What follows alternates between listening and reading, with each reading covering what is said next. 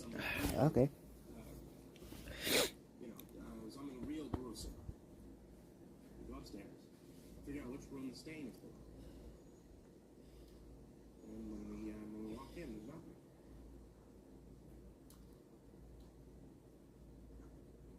Oh, you'll still have to contend with me after. But you bore me.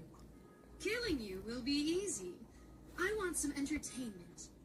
Kill your little not a friend, and then I will dispense with putting you out of your misery. Lisa clenches her fists and glares at me. She grits her pretty new perfect teeth that her daddy paid for. What the F, Lily? What have you gotten me into? Hecate stands back up and slowly glides down the stairs from her stone chair. I can't even see her legs moving in her long dress. It really looks like she's floating. She float walks through the followers at the bottom of the steps and glides over to Lisa. Relax. Lisa looks up at her and Hecate takes Lisa's chin in her hand and locking eyes. What do you say, my pretty little one? Just rely on the ocean's Hecate reaches self-cleaning into the folds ability. of her dress and slowly pulls a shiny silver ball out. It's much fancier Son of a bitch. There's no need to exchange pleasantries. Hecate's really It's rather pathetic to force a conversation just to occupy silence. Until you see the life leave her eyes. Would you like to feel the warm blood flow through your hands? Cannot just rely Yes. on the ocean's self-cleaning I want to ability. feel the warm blood flow over my hands. Lisa repeats the words in a stone, trance-like voice. No, you don't, Lisa! I yell. Yes, I do. Lisa's right arm stops twitching. She reaches up with it and takes the dagger from Hecate's hand. In response, Hecate lets go of her chin and Lisa's entire body seems to relax. I can see the knuckles on her hand turning white as she squeezes the hilt of the dagger. I don't know what she's thinking. Thank you for permitting, no, inviting Lisa Welch me and to I are join the you. complete opposite of friends. I don't want to say we're enemies. We're not at war or anything. We just don't ever talk, and we kind of hate each other. I think I have more right to hate her than she has to hate me. But I don't know what she thinks, or if she's got some secret reason that she hates me. That's the problem here. I don't know if she hates me enough to actually try to kill me. It seems like Hecate has taken choice off of the table, though. Lisa seems to be under a spell. I reach out and think about a massive sword, shiny and sharp. It's Excalibur, the sword that runty kid Arthur pulled out of stone in the Disney movie. I'm pulling it forth from the stone, but the stone is the air, and it's a rusty-looking butterfly knife. I don't want to do this. Lisa turns to face me with her blade. Her eyes are glossy and glazed over. Okay, she might be under a spell, or she might just be really tired. After all, it looks like Hecate's goons grabbed her in the middle of the night. I like her kitty pajamas. If it wasn't Lisa, I'd compliment her. But she's a big jerk, and she's gonna stab me, so she gets nothing. Lisa steps forward, brushing past Hecate, the dagger at her side. Maxitar snorts and lifts his axe, gripping the handle with both hands. No! I yell at him. Don't hurt her. I got this. Oh, Lisa. Don't make me kill you.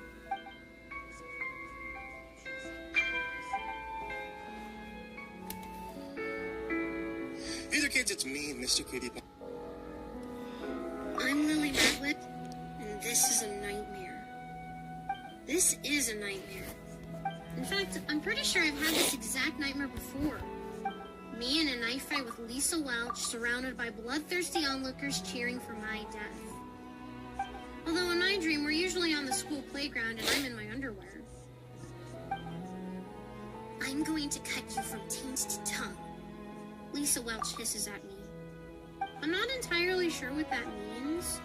It's not her talking, that's Hecate.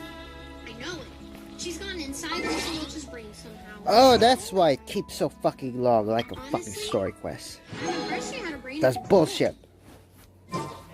Lisa Welch couldn't find her butt with both hands.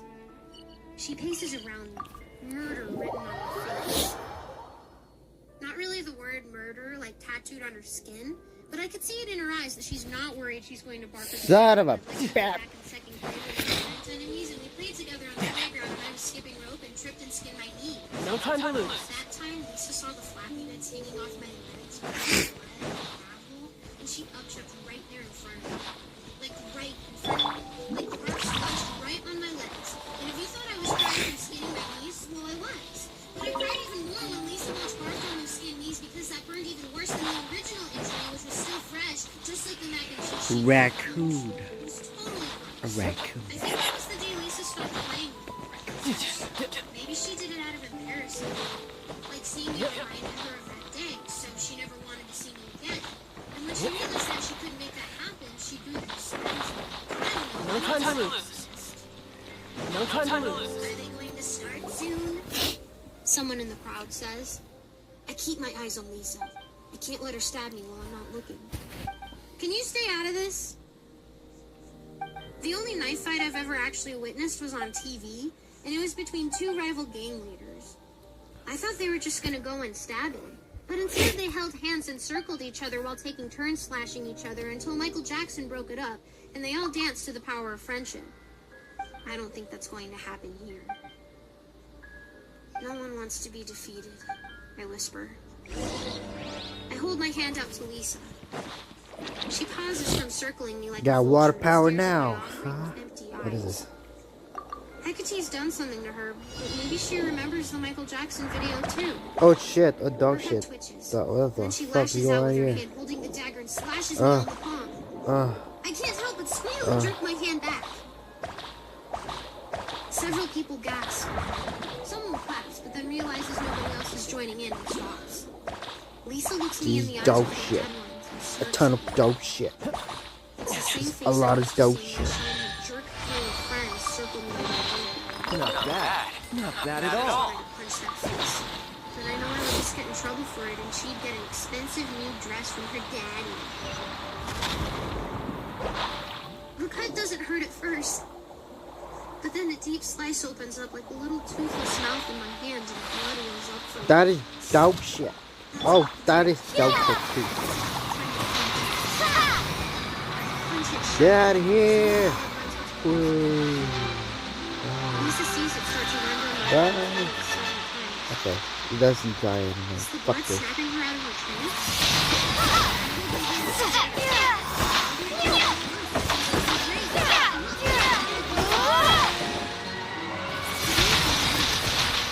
She says, That is dog that's shit. how this works.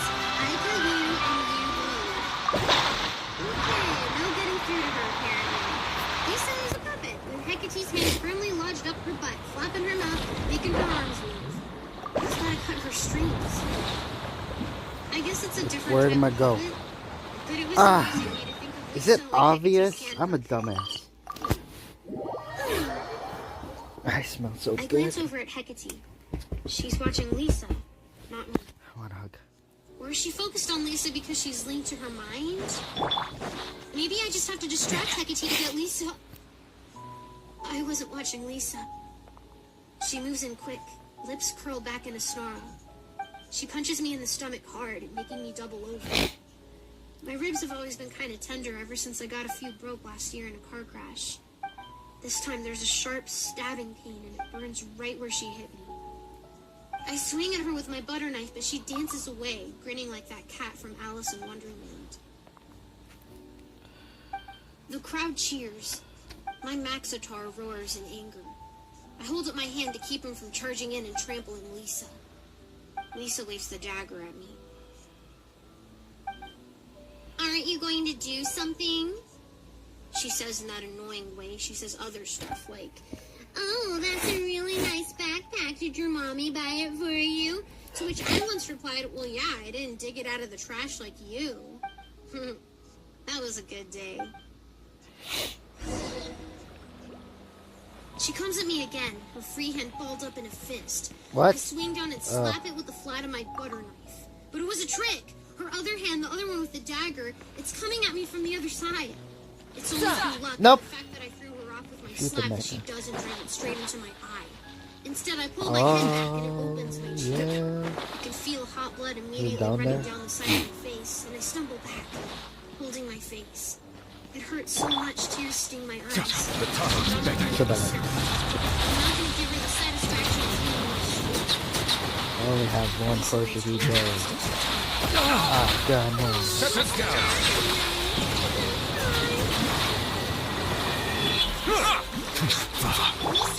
You can run, but you can't hide. No time to lose.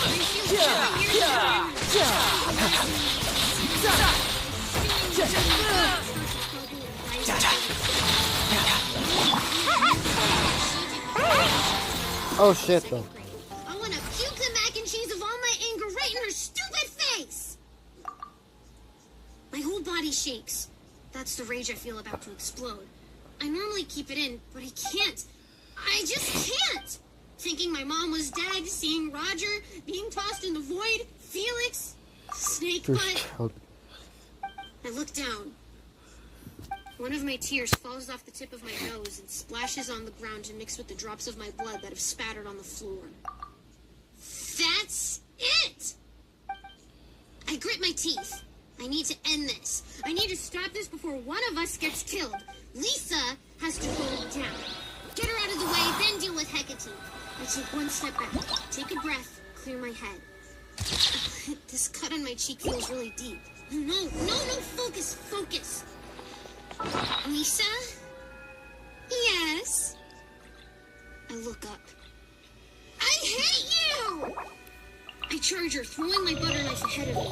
Lisa smirks as it twirls past, and I wasn't aiming for her. It spins towards Hecate, a true target. Hecate's so focused on controlling Lisa that she doesn't even see it coming. The butter knife glints in the torchlight and falls apart and falls short about 10 feet, clattering into the stone floor. I'm not really good at throwing things. That's why I play infield when they make us play kickball and PUBG. Infielders don't have to throw very far. Even then, I tend to just roll the ball rather than toss it because my aim isn't too good either. I'm one of the last picked for teams usually. I make sure that if I see where the ball is going to go before it goes there, I just move somewhere else so someone else gets it. Oh yeah, I was charging at Lisa Welch. Lisa's elbow comes up and catches me in the throat. My feet keep going forward. So do my legs. My upper body decides to stay with Lisa's arm, though, and gravity does the rest, sending me to the floor. There's a sharp crack as I feel my head connect with the stones, and my vision goes blurry for a moment. The crowd makes a collective as they watch me go down. Lisa's immediately on top of me, knees on my arms, pinning me to the ground. She grins down at me, dangling the dagger over my face. Well, I tried to, Maybe I'll make her wear your face. I hear Hecate's voice inside me, coming out of her mouth. Then send her back to your world, wearing you like a suit. She doesn't have a future anyway. We both know that. Hey! Somebody shouts. Lisa looks up. Get off her! I recognize the voice. How could I not? It's my own. I tip my head back. The entire room turns to look at the mirror I just walked in through the chamber. She looks exactly like me, right down to my tiger t-shirt, only fiercer. Okay, I can get out. I'm an idiot. Not the tiger. She got all the anger written on her face that I feel in my heart. Just in time, Ono. Lisa blinks and her eyes go normal. Hecate must not be paying attention anymore. She grips the dagger handle firmly, which is good because the alternative was that she was just going to let go of it and it plunges in my face. She stares at the other me, who just walked in, and I can almost hear the gears in her head screeching to a halt. It's like one of those fancy salt shakers they have at restaurants that grinds the salt up. Wait, what? She says, looking back and forth between me in the doorway and the me she's currently sitting on. That's just a trick. Hecate says, "You're not fooling me with your petty illusions, daughter." She waves her hand dismissively at my clone. Someone else steps out from behind Ono. A few people crane their necks to see who it is. I'm one of those neck craners. Everything's upside down from here on the floor. But I still recognize her black hair that she uses to cover the side of her face, where the fire burned her. "Meredith!" I shout. Meredith clutches her melted Barbie Nathaniel and looks at me pinned on the floor. with an expression of confusion on her face about on par with Lisa's. She's got on green jeans with overalls and a black long-sleeve shirt, but she's wearing furry bunny slippers on her feet. I wonder what she was up to before she came here. Lily? She asks, then quickly looks at Ono disguised as me and squeezes Nathaniel tighter. She looks just like you. I don't understand. It's a long story. Ono What the fuck? Hecate remains unconstrained. So go on. And who is this child? She asks. The crowd of her followers start to murmur. What happened? That's What the fuck happened? Lisa says casually, sniffling and wiping her nose with her dagger hand. If she weren't sitting on my arms, Oh, I'd great, have half now a mind it's to reach up changed. and help her stab herself in the face with it. But she isn't paying attention to me, and Hecate's lost control over it seems. And that's all I need. I jerk my arms out from under her knees, throwing her off balance. Then I reach up and shove her backward. Lisa topples over with a squeal. The dagger flies out of her hands and clatters across the stones by some random guy's sandal-clad feet. He stoops down and picks it up. The rest of the followers look at him. He just shrugs. In the meantime, I'm on my feet. Or rather, I've pulled myself out from under Lisa Welch, who's flat on her back with her feet in the air like some sort of possum. She's not saying anything, just looking rather stunned. While she sits there like a lump, I scurry over to Ono and Meredith, who look similarly baffled. I scramble to my feet. Meredith! I hug her. She tenses up, but doesn't resist. The hell happened She here? feels warm. Maybe a little too It's not the it's not Meredith that has a guy. thing with fire. Oh, Like, she burns the hell happened here? just by thinking about it. That's thanks Jesus to her Christ. melted Barbie, who's actually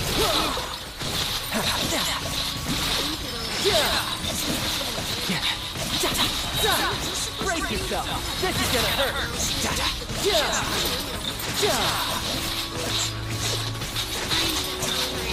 What happened? Who's next? If one of us gets the time, when there's two or more of us, there's powers involved. Like Where is it? Where is it? I didn't want to get Meredith mixed up in this, but I needed her doll so I could surprise Hecate with some fireworks. Time to improvise, I guess. Hold up! Meredith grabs my shoulders and moves me arm's length away from her. Can we talk about the part where there's two of you? What is going on here? Is this a new power? Ono and I look at each other. Ono nods, then takes a step back.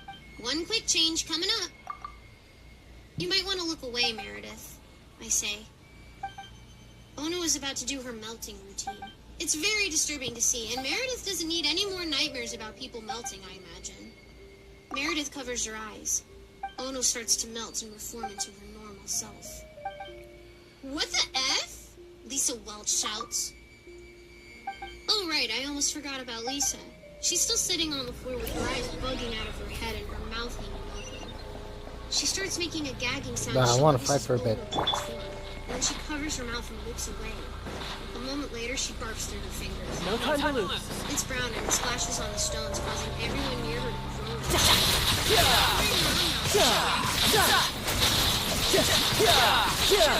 No time. I know she's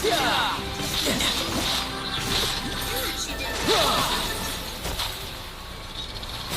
It takes me a minute to realize that Hecate is not standing behind Lucy. In fact, I don't see her at all. What did she do? Run away?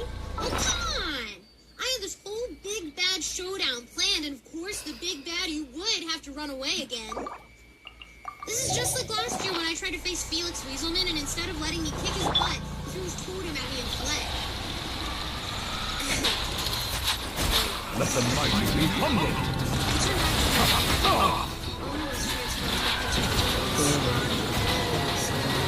She smiles. Silence!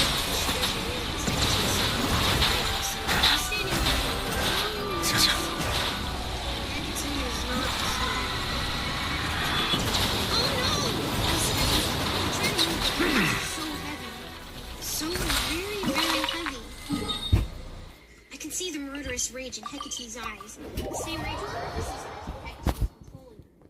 Just a dead, purposeful anger and one thing to focus on.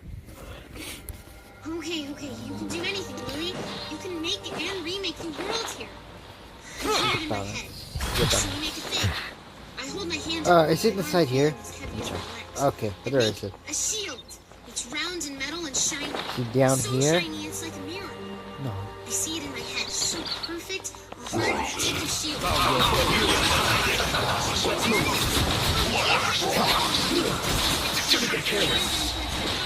The tides beckon.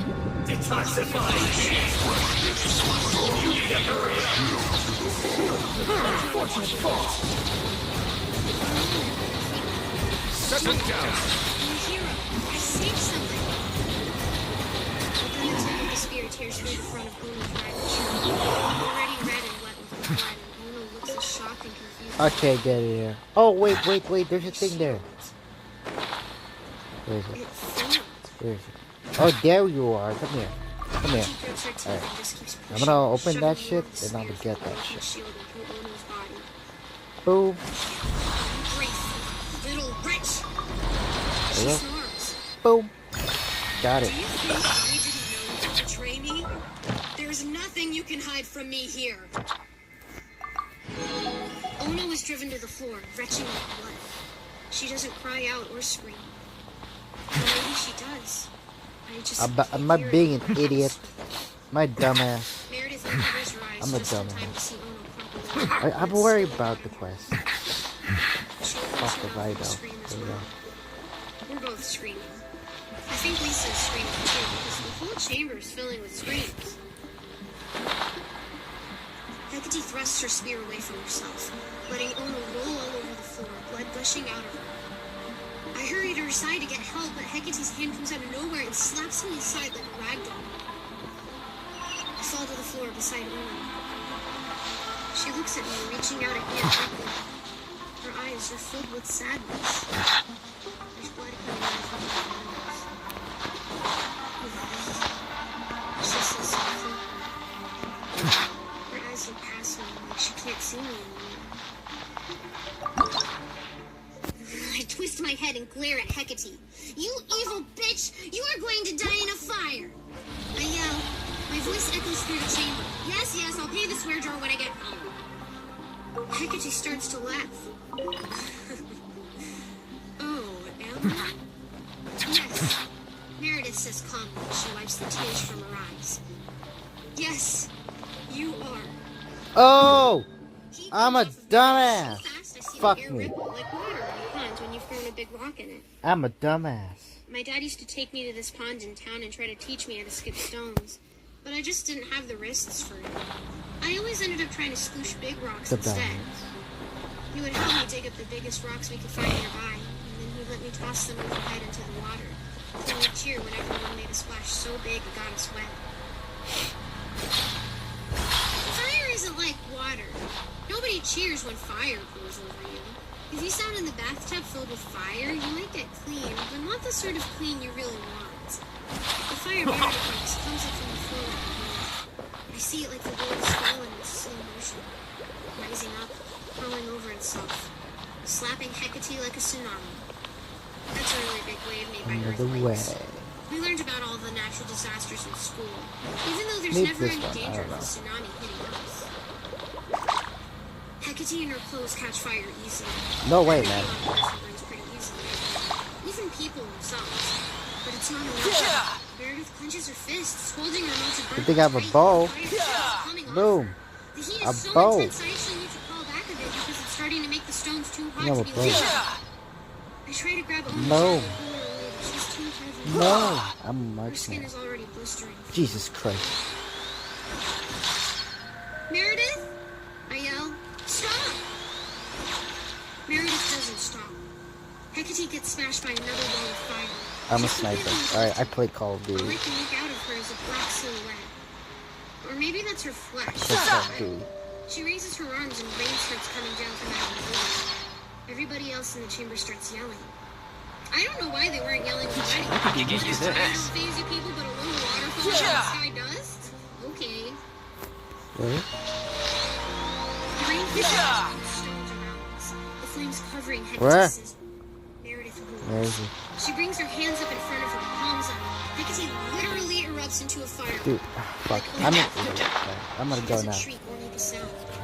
She just crumples down, curling up into a ball of charredness that reminds me of Officer Flowers. Poor lady called Oh, last year. Lisa Welch is still screaming.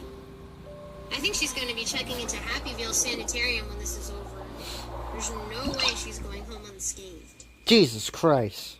The rain turns into a thin drizzle hell? and then stops.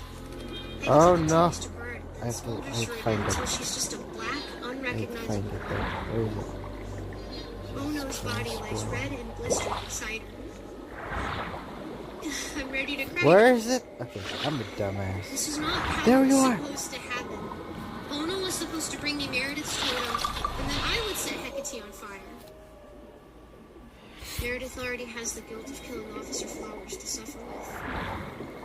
This is supposed to be... No, I can't go down. Oh shit! Nobody in Hecate's group of followers seems the least bit bothered by what just happened. One of them nudges another and points at Lisa sitting in her pool of vomit, and they both chuckle. It's not exactly the reaction I was expecting them to have from seeing the queen of countless evils dying at the hands of two little girls. Meredith drops to her knees, gasping for breath. The air around us immediately feels cool, and I'm grateful. There's some red marks on my hands and knees from crawling on the hot stones, and they're probably going to turn into welts later. My Maxitar snorts and bangs his big axe on the floor. I think that's his way Jesus of showing Christ. his approval, but I'm not entirely familiar with the ins and outs of Maxitars. Hipsauce just looks bewildered. I imagine he'd like to go back home now. And then it occurs to me, I have no idea how to get home. I'm a G. Ono was supposed to lead me out once I dealt with Hecate, and she'd take me to ruling the Vale in her fake mother's place. But now Ono is dead. Hecate's gone. There's only one person left who can rule her place, and that's... Hecate's burned corpse stirs. It rustles a bit, some of the black ash and crackling bits of burnt cloth and skin on the roof. And then it sits up. The small black lump atop the rest of it. Bro, I don't have it. Grinding sound as it rotates. Then two crispy items open it right Where did it blow away? Windblade! This would end me? The voice sounds hoarse. Meredith and I Where give is each it, other the though? side eye. That's the look you give someone when you're both experiencing the weirdest thing you've ever seen. Well, yes, I admit. Hecate's charred remains start gathering into a human shape. Or maybe she's just standing back. It's really hard to tell when she's a big black charcoal. Little girl, I've been alive for thousands of years.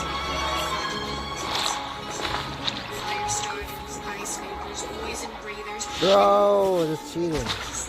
That is cheating. Women who could burst your heart Where is it? with a wail from their lips. Oh my god, bro. Is that an ice maker? I asked. I imagine Hecate and Moon were in the refrigerator. They had an ice maker that was always on the fritz. Hecate could pound her fist into that thing until another 1,000 years passed and she'd still never get any ice out of it. But I am the god of this realm, and reality here bends to me. Hecate stiffens, then reaches up and brushes her face, wiping the appearance of burnt flesh and hair away like an eraser on a drawing. She runs her fingers back through her hair, and it's as if the last few minutes have never happened. Well, that's bullshit. Meredith quips. I could get used to this. I look down at Ono's body, on my Hecate's foot, feeling a momentary twinge of fear that she's gonna stand up too. And laugh and say April Fools! But I don't think she knows what April Fools is. And she doesn't stand up. She just lays there. Son of a bitch. What is the point of all this? I ask, sniffling. Hecate cocks her head. Frustrated. Damn, do I have to use my hyper traveler? God damn.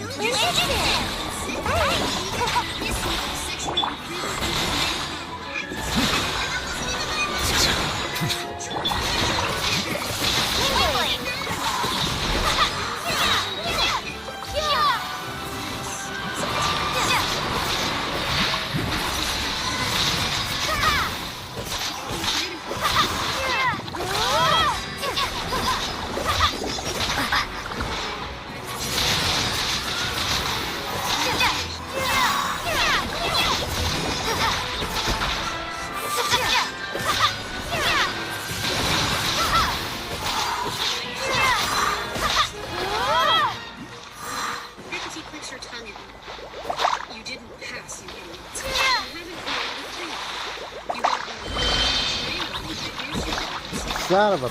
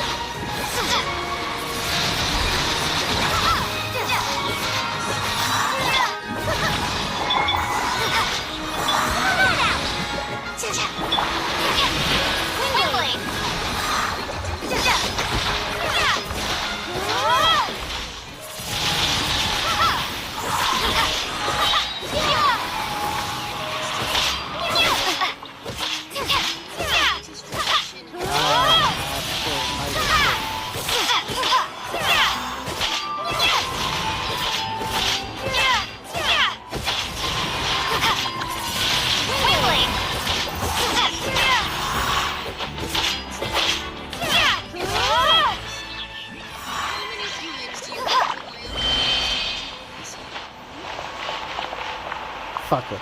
Just once more. Comes a familiar voice from behind me. A man walks into the room. What's our objective? At least I think it's a man. He's wearing a shiny yellow suit like Doc Brown wore in Back to the Future, with black gloves and boots. I can't see his face because it's covered in some sort of gray rubber mask with a canister hanging off of the front like a big metal nose and large dark goggles concealing his eyes. It's strapped on his face with only his ears and neatly cut white hair sticking out. A long braided tube winds down to a box at his side that's slung over his shoulder on a strap. You can't be here! Hecate yells. She starts to chant and waves her hands in some sort of spell-casting motion. Another being enters from behind the first, dressed exactly the same, but with a black suit instead of the yellow one. He raises a single finger. Be silent. Hecate's voice cuts out like someone pulled the wires on her microphone. She clutches her throat and for the first time ever she looks panicked. She turns to her group of followers who have all taken several steps back from these new intruders. They all look at her with uncertainty, but she makes a gesture that I can only interpret as do something. And suddenly they start to yell and move forward. I notice Lisa Welch crawl out of their way.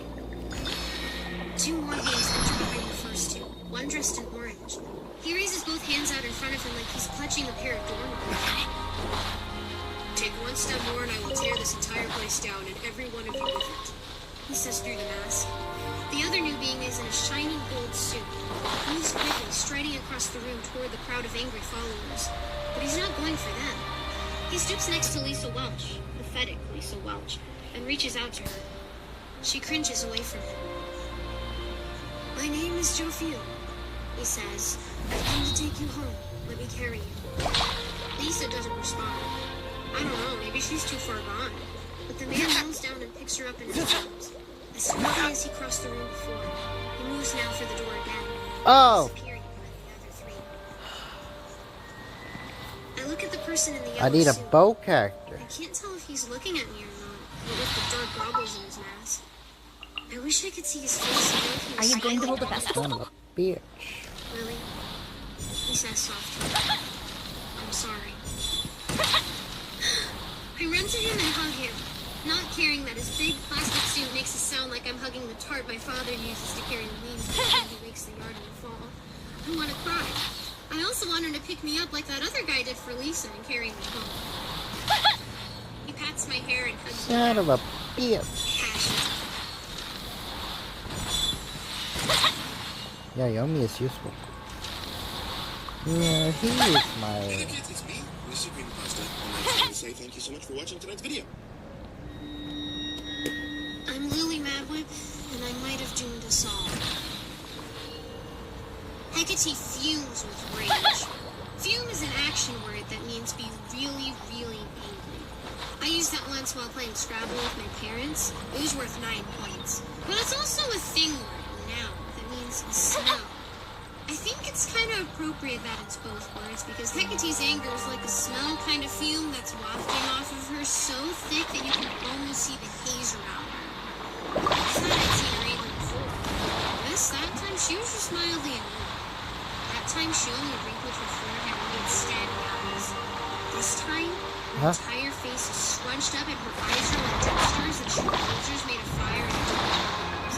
She's gritting her teeth so hard I think they might just crack in her mouth, and her hands are balled up into fists. The knuckles on them are white. She's like a stinky, red-faced rage balloon ready to burst, but at the same time seems completely powerless, which probably just makes her angrier. The being, the angel in the black protective gear, stands in front of her, still holding his finger out, as if to say, "Hold up a minute there, lady."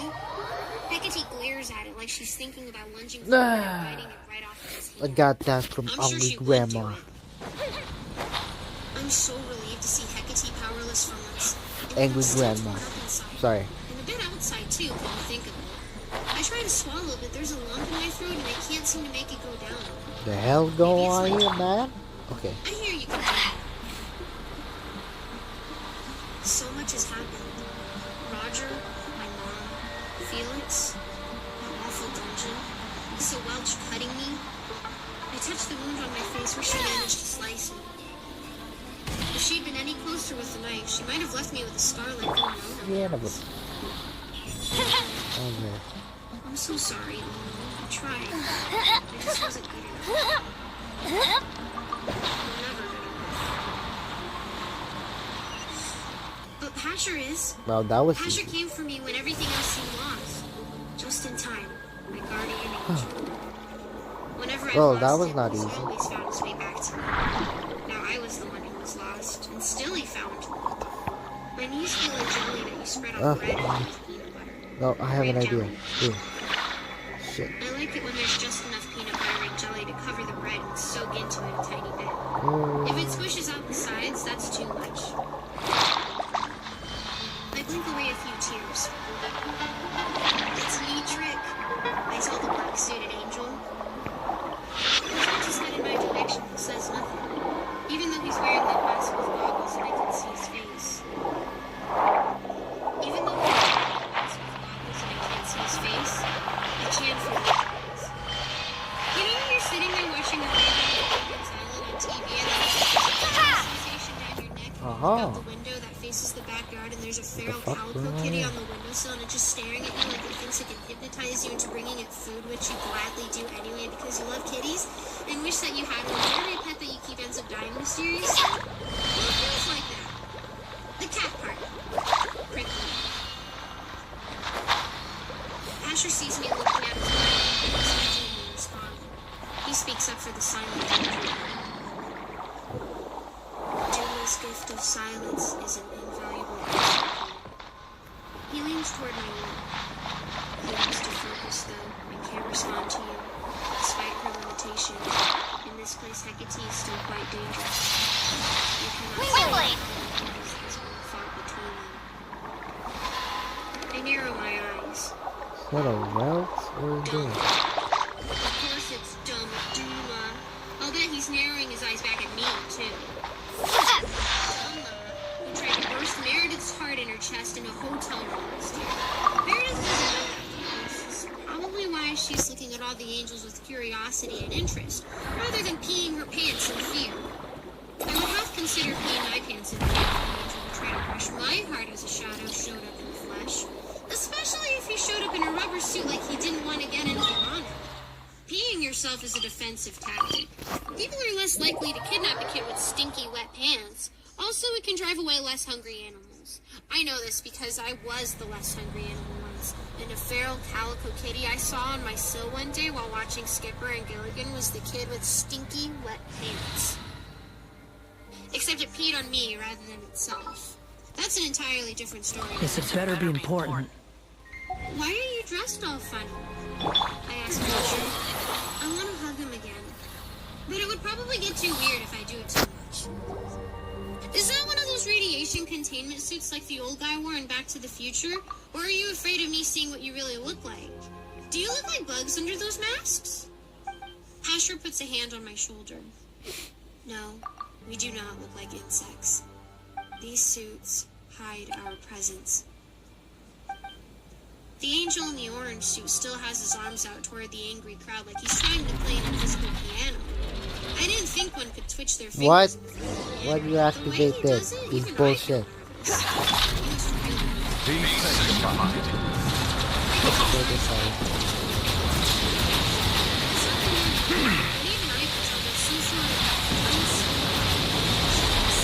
Bow your head.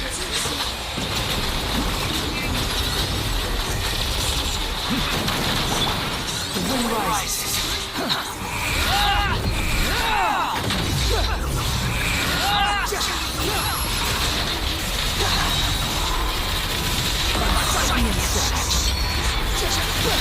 Shit!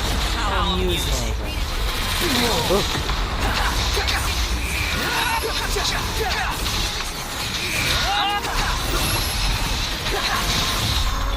We injured him! Who else got that?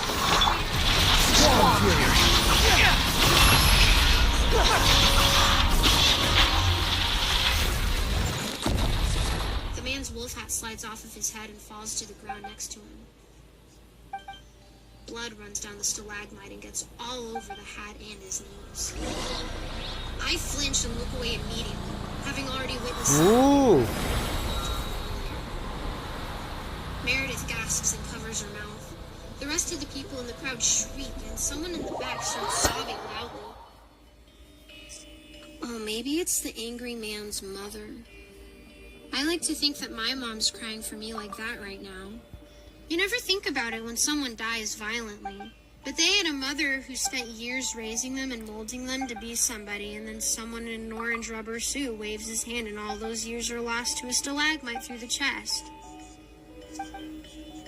The orange suit angel cocks his head to look at the less angry, more dead man with the Hulk arm slumped onto the spike he made.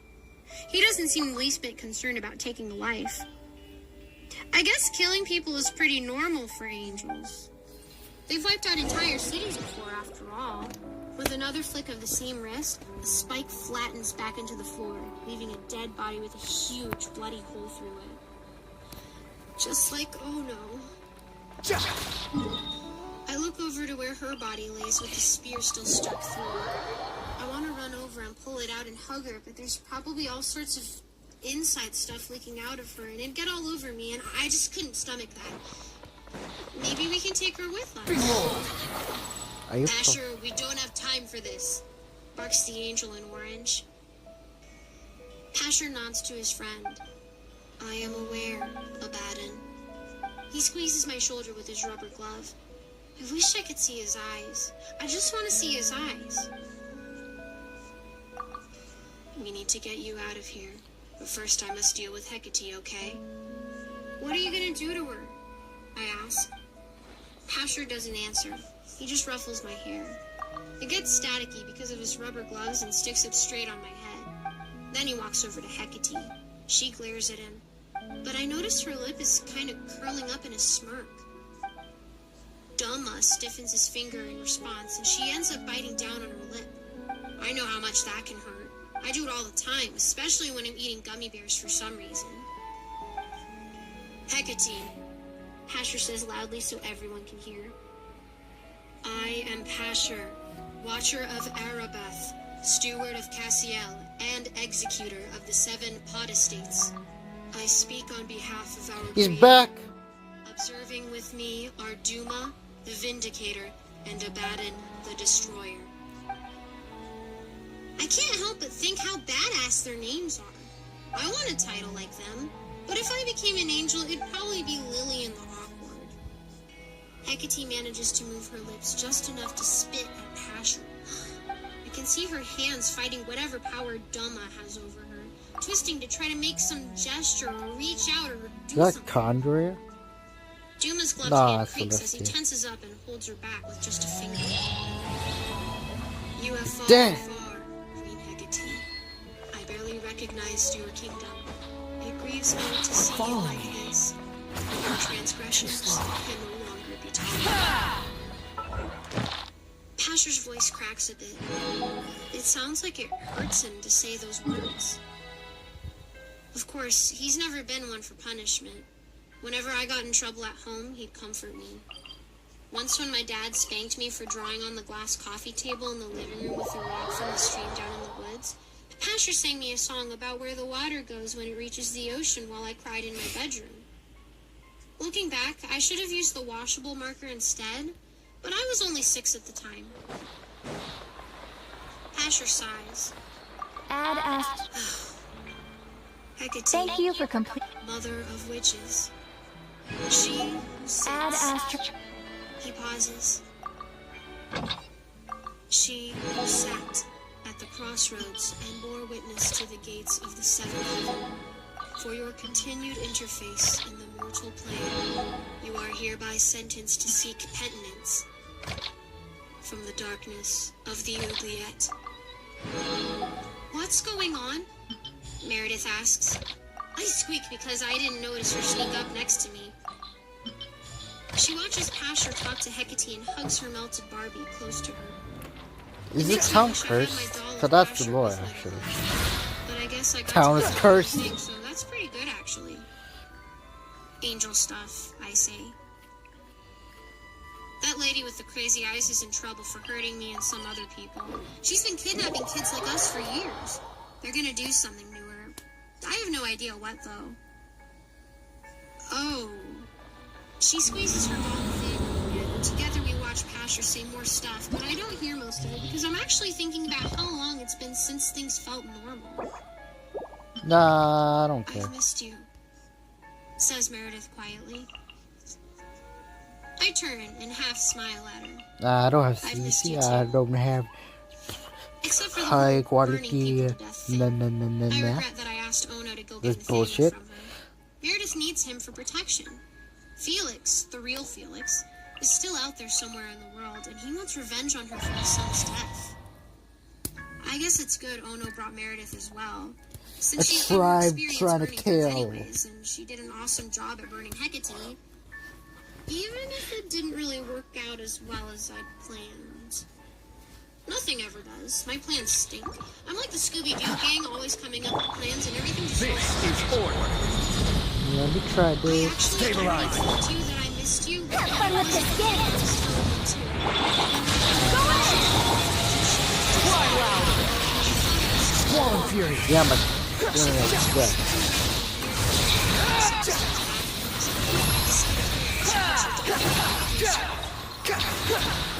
This isn't a dream.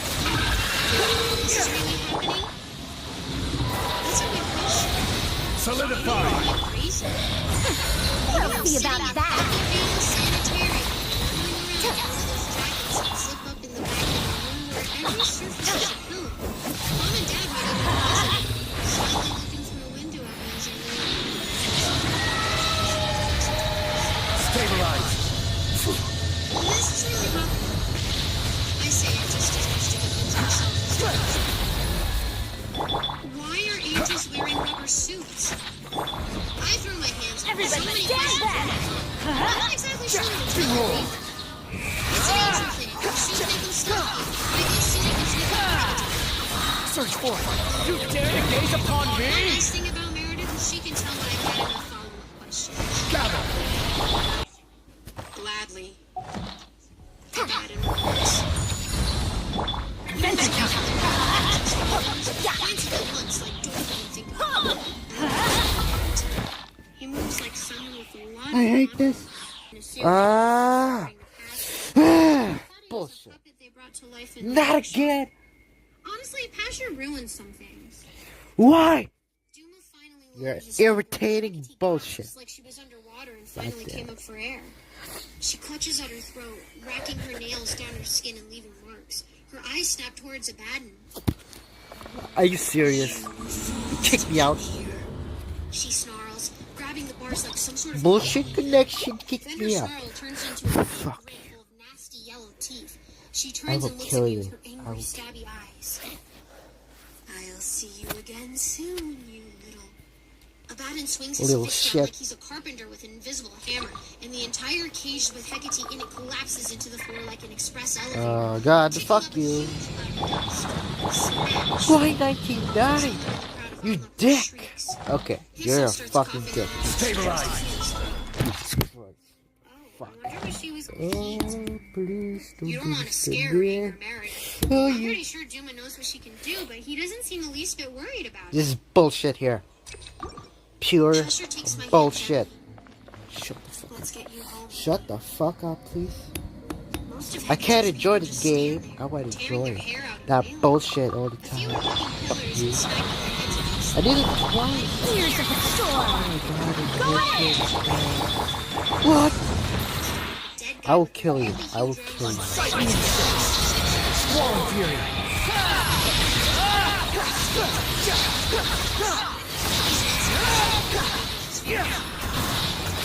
I will quit every time. Order bullshit. guide. Here's Stabilize.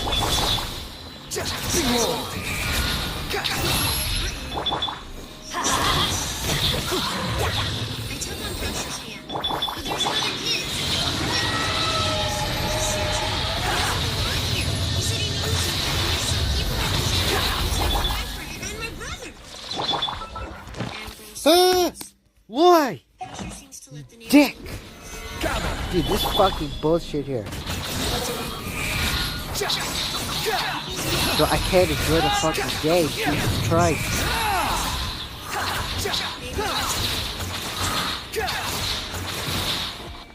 Fuck. People are using Spiral this a lot. to take them back to Yeah. The calculation of the servers are fucked. How can they be safer? I ask.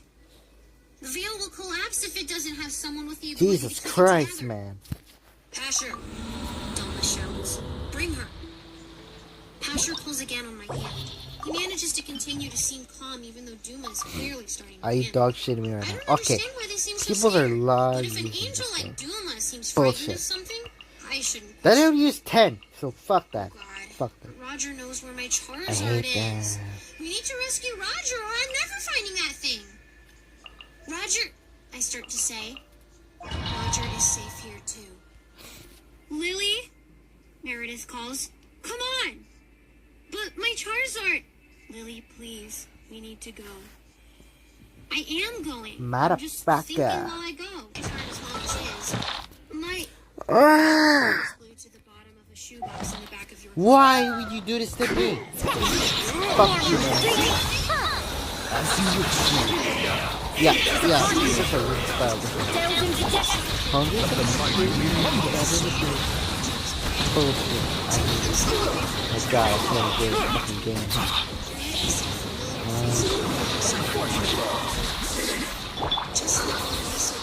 Siberian Creek.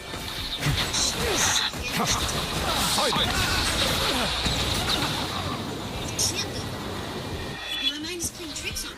No. It must be because I forgot to ask to take her Oh with my me. God, bro. I glance over at where she lay in a pool of her own blood. with This a is spear. order. Stabilize. With the blood in it. Oh my God, bro. Teamwork is teamwork. My feet descend in the opposite direction. I should try to get Stu and Meredith are just about to go through the door when the sound bellows out from the corridor like the howling of 1,000 angry trumpets. Duma hesitates right in front of the arch, and then a massive wind blasts through from the hall. Meredith squeals and covers her head with her hands as she and Duma are knocked off their feet. It reminds me of this one time I went to the ocean, and while I was playing near the water, this giant wave came out. Yeah, I told you, man. You're using a lot of Spiral Abyss bullshit. God damn. Written in the stars. Shadows of fate. I told you. Caliber. Server. Bullshit.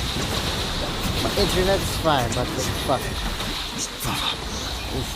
You spoke me. It's not even like it's shuddering. It's like it's always Jesus been Christ. around. If I blinked, I'd probably have Fuck off!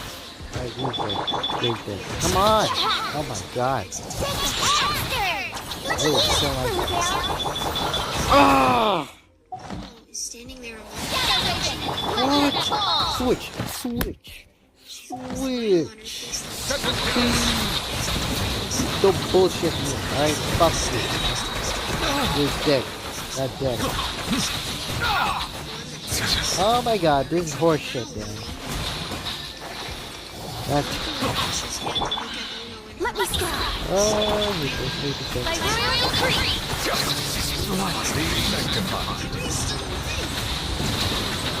grabs my shoulder.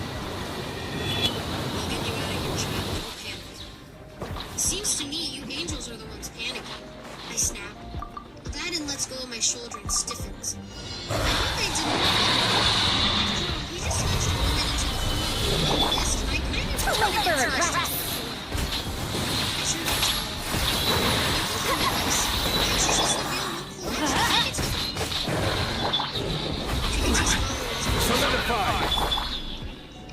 Light it up. Everybody stand back. Swallow Fury.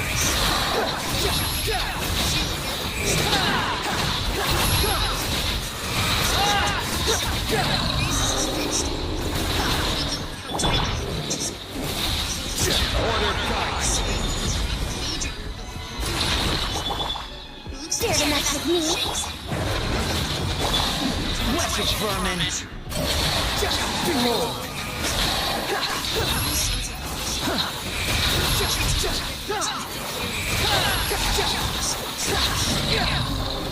Daddy's home, she says, baring her pointy teeth in a snarl.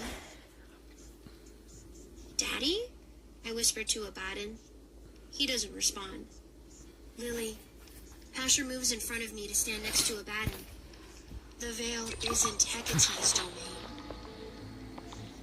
Duma is here now too, holding Meredith's arm. Your journey ends here, Lord Sand. Your sacrifice is ready. This is upon you.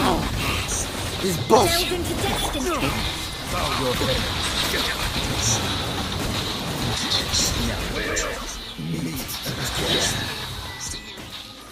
A place out of time.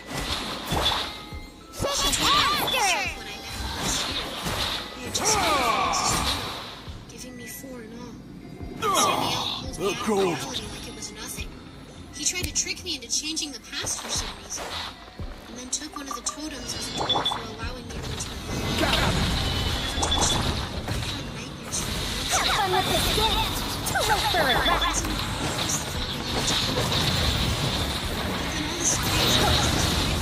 Go ahead. Swallow Fury. Bow your head.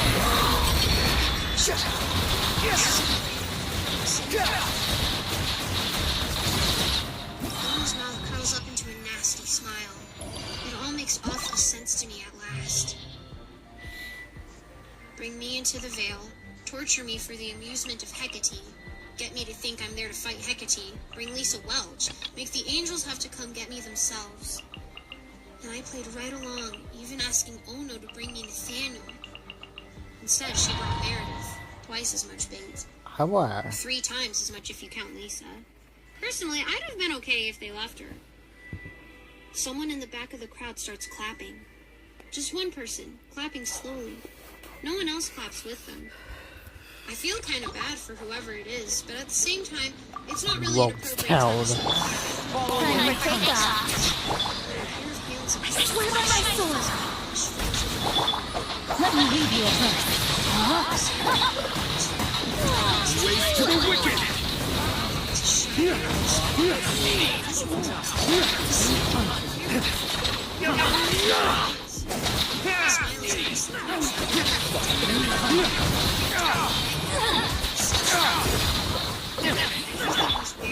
Think you can get away?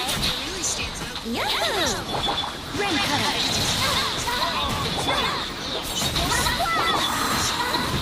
Race to the wicked!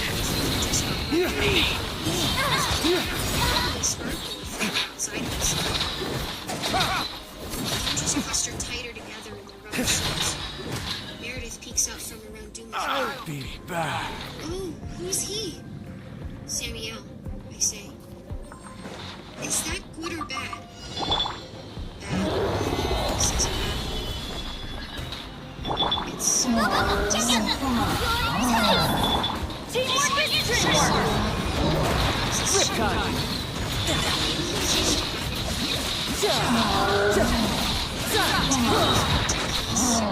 and let's do things face to face. Abaddon brings Oh! foul father of demons, vile. Samuel shakes his throat. That's all I said. Everybody stand back! Didn't let your guard down.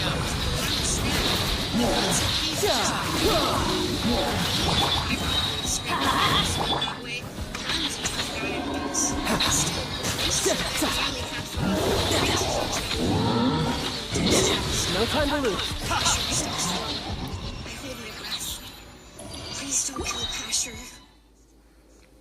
Brother, this was an unnecessary plot. Did you think I didn't foresee your trap before you set it? Samuel pets Ono's hair like a loving father. And yet you came anyway. Was I not supposed to detect you in those suits? Time for takeoff! Million eyes. Barbados! Set foot within these walls. Don't different. Son of a bitch. Here it sniffs the air. Then I hate you, man. That's bullshit. She smiles back. I'm married. I said I'm going to die. I can't believe we're seeing angels. But I don't drink tea, so... What? You can get away? Ah! Brace yourself! Oh, you do this to me? Your work. Little Hate you. I hate you. You're dead. You're dead to my life. Jesus Christ. What the fuck? Samuel asks...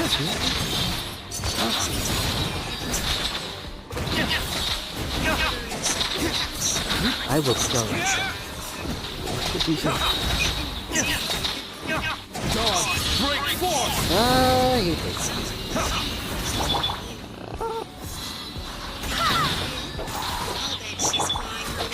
Rain, blind your fate. Time for takeoff. Let's play! Let me read you a verse.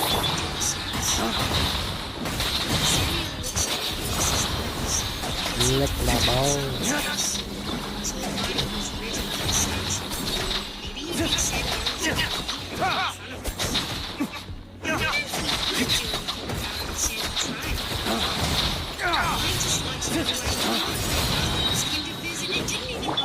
Here we go! No, my sword! He rolls his eyes with that same sarcastic smile. Abaddon is standing beside me with his hands hanging off the ends of his arms. He's been staring at them for ever since Pasher moved ahead of him. You can hear him breathing inside his suit. He seems to be breathing kind of rapidly. I will have He takes a order. deep breath and then tenses up and both hands snap back into the Stabilize. crack from each. He's watching him flinch at the sight of him. Shut the fuck up, please! Jesus Christ! You insult us. Why? My God! You can run, but you can't hide. Tidal wave. God damn it, this is horse shit. Oh my God! Why would you do this to me? Alright, you're dicks. God damn it. You just... No, fuck you, Jesus Christ. Fuck you. Damn connection is bullshit. It's not bullshit, it's the servers of this fucking game. Solidify! Teamwork is dreamwork! Brace yourself. This is gonna hurt. I regret shedding a single tear for you, Ono. Order guide! Treasure step stories. I will kill you, man. Something on the side. Let's light it up!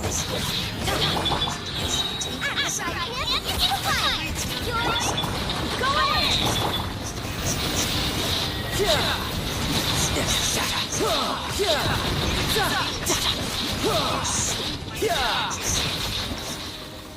I want him to turn around so I can see his face, but he doesn't. It's nice to see your face, brother. Samuel grins. It actually looks like a sincere smile, not one of his dangerous smiles where you get the feeling he's thinking I of will taking kill the face off his man. teeth. We'll do the last one.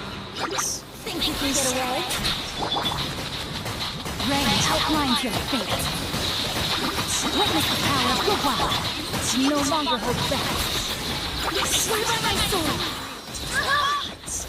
Fuck you, connection. Alright. I'm leaving, alright. You Fuck. exaggerate. I put Connection killed me. He holds his finger, wiggles it at Duma tauntingly, and then points it at me. And her?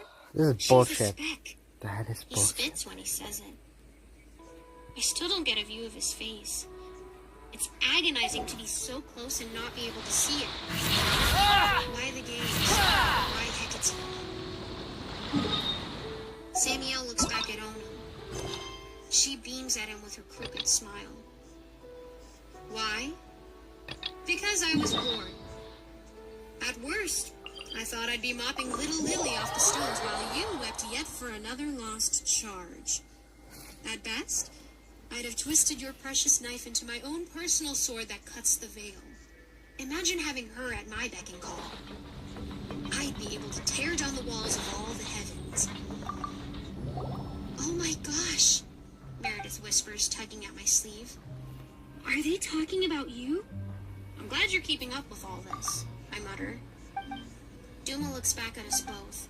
I expect him to shush us just like grown-ups always do when they're having an adult conversation and kids try to have one of their own. But he doesn't. He looks at Meredith, then at me, then at Meredith again. Finally, he puts a finger to the side of his head, pressing on his How many ear, creds are at? slightly with his free hand points at Meredith. No, he's not pointing at Meredith, he's pointing at her doll. He's pointing at Nathaniel, and then he nods at me. I can see his eyes through the goggles. Yeah, I'm gonna continue later. Oh, yeah. Alright.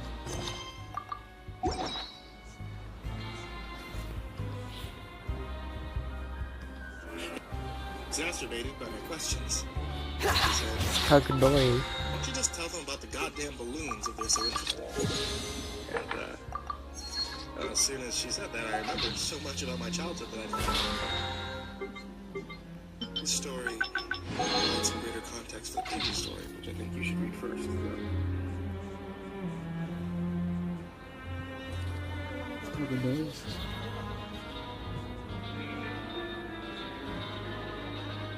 Hey there, kids, it's me. So, a couple of days ago, Kaganori. the first story, Footsteps. Kaganori. And there were a number of questions that made me curious about certain details of my childhood. So, I spoke to my mother. Exacerbated by my questions. She said, why don't you just tell them about the Kaganori. goddamn balloons if they're so interested? As soon as she said that, I remembered so much about my childhood that I'd forgotten. The story will provide some greater context for the previous story, which I think you should read first. The order isn't of vital importance. Too slow. Reading that story first will put you in my place more effectively. It's Once Kakanori. I remember the events of Footsteps first.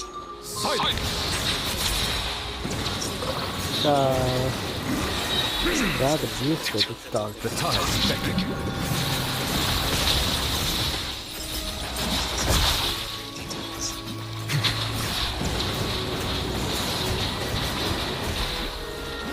Sit down. An oversight on my...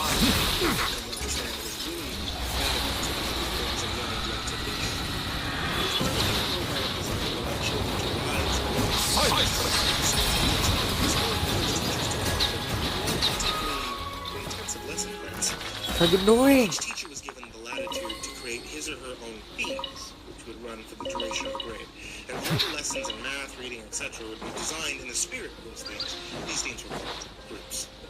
There was a space group, I got it for free. and the group I was in.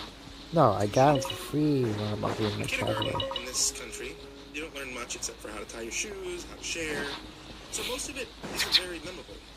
I only remember two things very clearly. I was the best at writing my name the right way. Behold! It's really the whole Quick, follow me. That's it. It's a Kaganori! way to show how a community Squall Fury! Friday because I was excited about the project and it being the end of the week.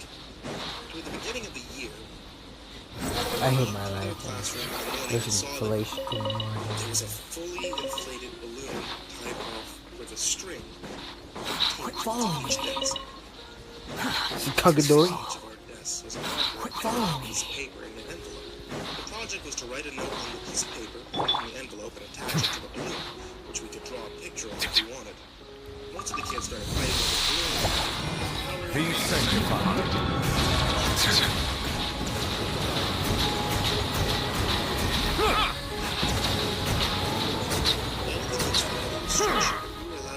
Bow your head.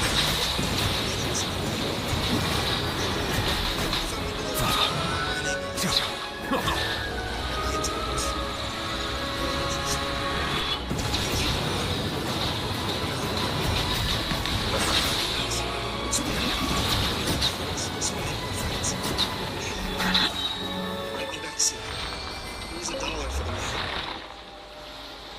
On the dollar I wrote, for stamps, right across the front. Which are unnecessary, but students. A hunter becomes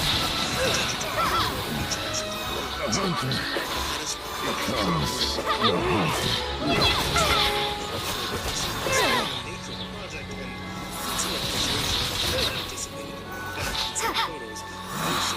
Picked the wrong test subject. Sense of community without having to leave the school, and to establish safe contact with the people. Well, it seemed like a fun idea. Over the next couple of weeks, the letters started to roll in. Mostly with pictures of different landmarks, and each time a letter would come in, the teacher would pin the picture on a big wall map we had Let the mighty be humbled.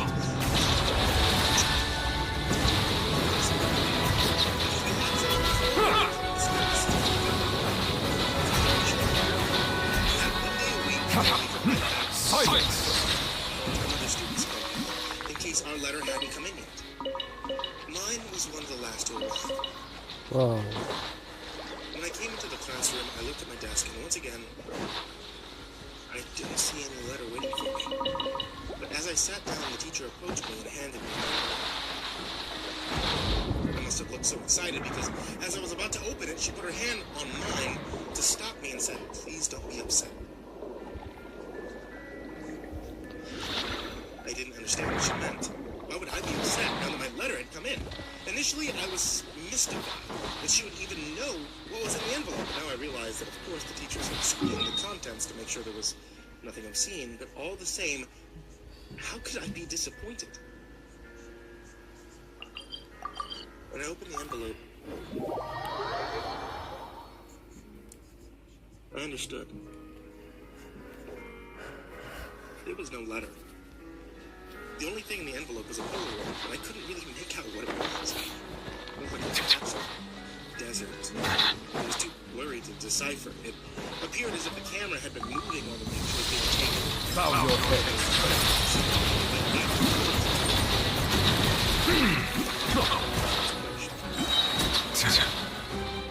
The time is next.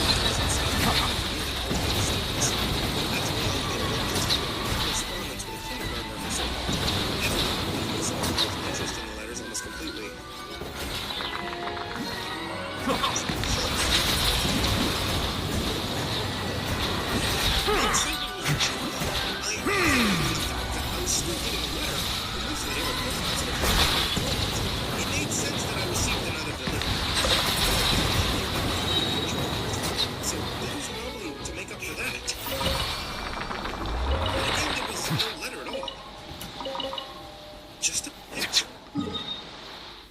This one was more distinguishable, but Get right here, I people. still didn't understand it. The Okay. photograph was Because it's angled cold way here. up, catching the top corner of a building, and the rest of the image was distorted by a lens flare from the sun. Because the balloons didn't travel very far, because they were all launched on the same day, the board became a little cluttered, and so the policy of the students still exchanging letters became that they could take the photographs home. My best friend Josh had the second highest number of pictures taken home by the end of the year. Cannot help but feel that you bringing me here is some sort of an assassination All around the attempt. neighboring city. Josh took home, I think, 4 pictures. I took home nearly 50.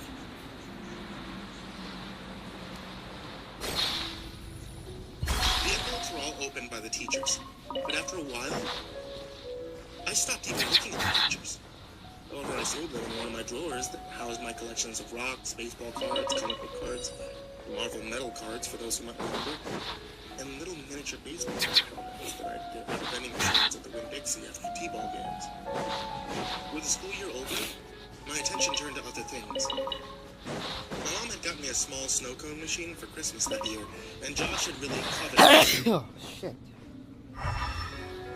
So much so that his parents bought him a slightly nicer one for his birthday, which was toward the end of the school year. That summer, we had the idea that we would set up a snow cone stand to make money.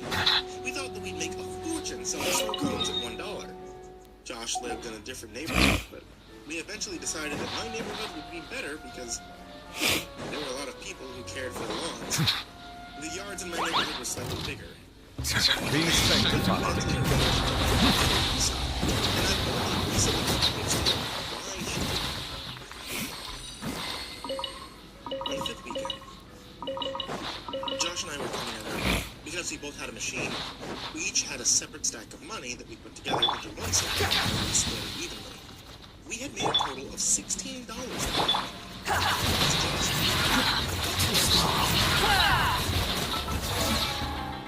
A feeling of profound surprise consumed me. The dollar said 4 stamps. Wretched vermin! The wind rises.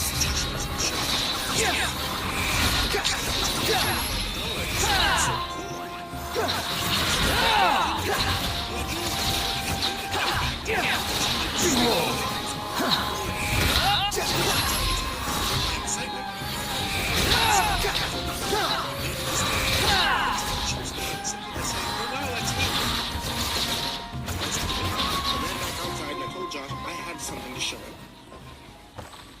Back in my room, I opened the drawer and took out the stack and but I was incorrect. One lone audience member, Alice Corey James, who was 9 years old when her grandparents took her to see the show, lives in Connecticut with her grandchildren.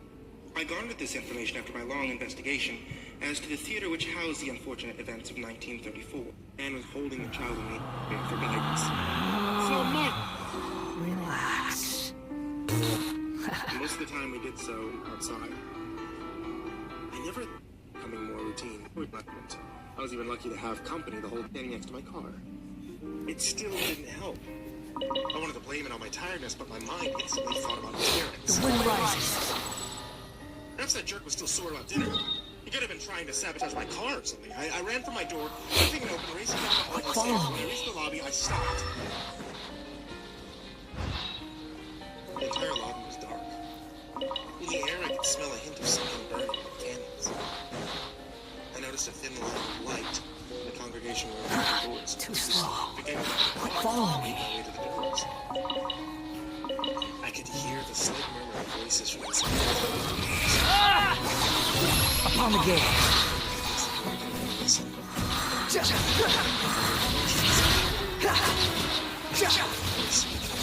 Behold! The message of the leader. The tone and manner they spoke sent a chill down my spine. It was clear this was the church conducting a worship upon whatever the horrid image was that I had seen earlier. I didn't understand how they could worship such a thing, but then I didn't know how anyone could worship anything as they did. I decided to let them be, made my way back upstairs. They didn't seem like bad people, so how could I judge them based on what they believed? Victoria was a prime example of something good from it. What? When I entered my room, I glanced out the window. Yeah, one let's last go time, on expecting to see here. something below. However, nothing was there. I shrugged it off. What the fuck? It was possible there never was. Don't tell me, boy. I sat back in my bed. I fell asleep again. Shit. Shit. The next day I was woken by knocking at the door. I was surprised to find Terrence on the other side. I was ready for me to begin. When I checked the time read God damn it. 6:30 a.m. It was a real dick move. Didn't even wake up this early for my job. Reluctantly, I bit my tongue, holding it ready Speed to run. begin Do do do do. To get ready, he led me to the room where he had placed my equipment. The room had several old Shit. computers inside, like Wait. big magnets. I hope they didn't expect the best performance on these data centers. Nonetheless, I had a job to do. I immediately began setting up my equipment. I was even Terrence, that. Seriously, what's this guy's problem? Okay, fine. Eventually, though, Sit down.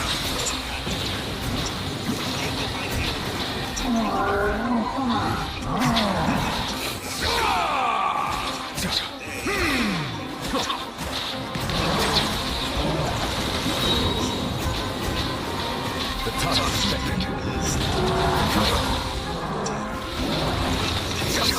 Blindsided.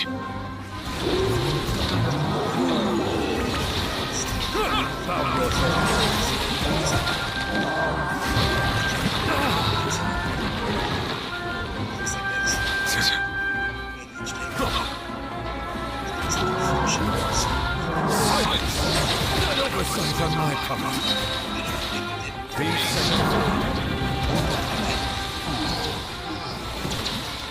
It's even better. There was something that bothered me, though. Every time we were together, it felt as if someone or something reminded me of. Days continued to pass. I worked, trying to become more routine.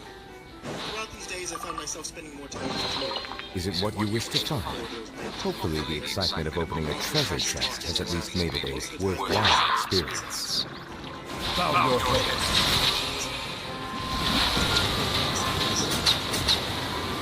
The hell's this?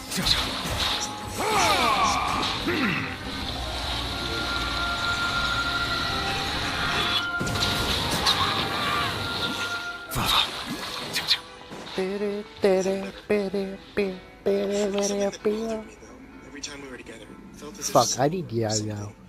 was watching us. I couldn't shake the feeling even when I looked around, only to find nothing. I wanted to think nothing of it until one particular evening. Everything's I ready. came back to my room to find someone had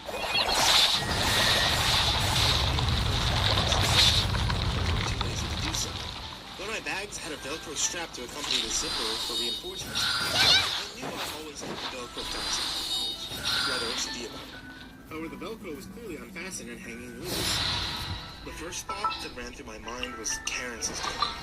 There's still a long road. It's possible that I was just looking for someone to blame. I never did confirm who it was by my car. There really was someone. So I couldn't prove that it had been Terrence at all. I decided to look through the bag to be sure nothing was missing. I went through it all to find everything appeared to be there. I could tell my things were moved around a lot. Other than that, nothing. Really, whatever the culprit was looking for, I didn't find. I couldn't lie. I was angry that someone had gone to my things. I'm angry as fuck.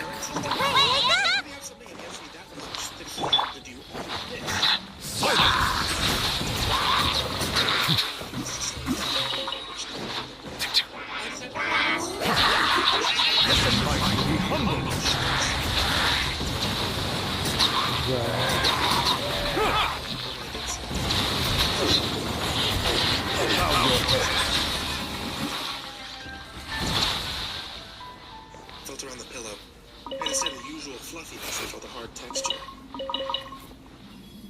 Someone had stuffed something. I reached inside and I pulled out the object.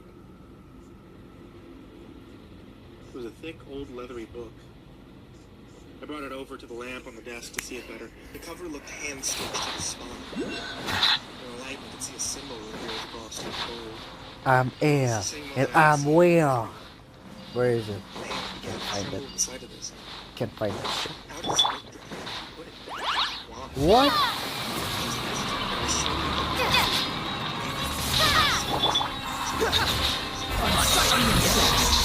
Squall Fury.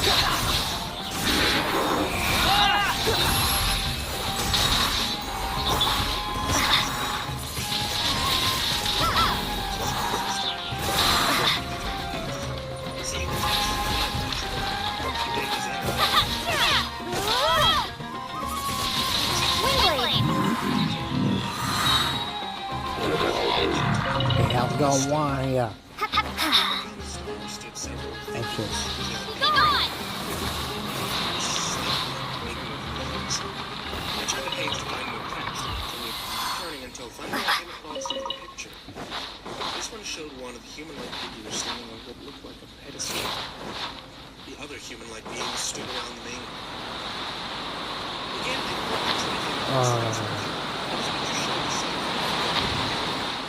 swiftly marched shooting away from the human-like beings appeared to be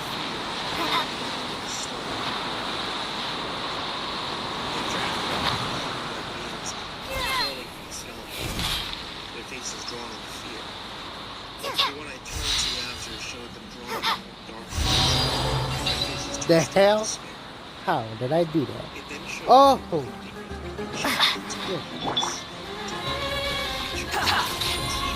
Wretched vermin. Behold. Upon the gate.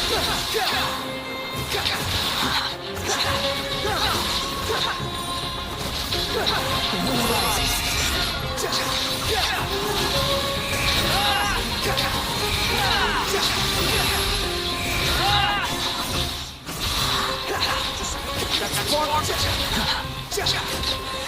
You're dead. Something about them made the hairs on my neck rise. One stopped, my hands kept turning pages. Hell, I'm over here. The next one showed one of the hideous beings. Too slow. The creature came across to me in the next one. We didn't reveal a squirrel-looking secret man. I didn't hear the but when I did, the creatures followed. A small child stood Are you in front dog of shitting me, man? It was weird, but the two looked similar somehow. The creature appeared to Tracy, possess where's your future bullet? and when it did, the man fell to the ground. Are you Now in the dog child's shitting body, me? The child grew up.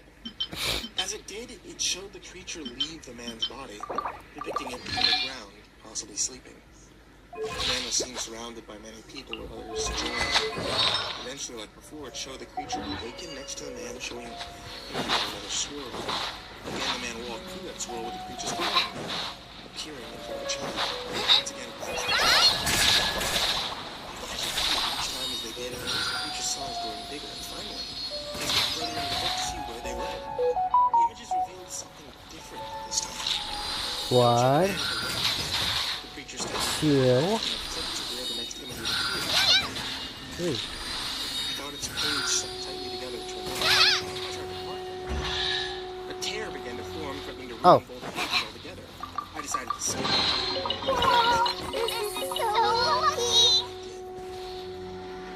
This time the image showed a woman pregnant among the group of people on the floor. This world is full of To show the woman in labor giving birth. The man appeared to have delivered the baby.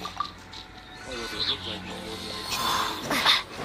Black eyes, long teeth, horns poking out in many directions.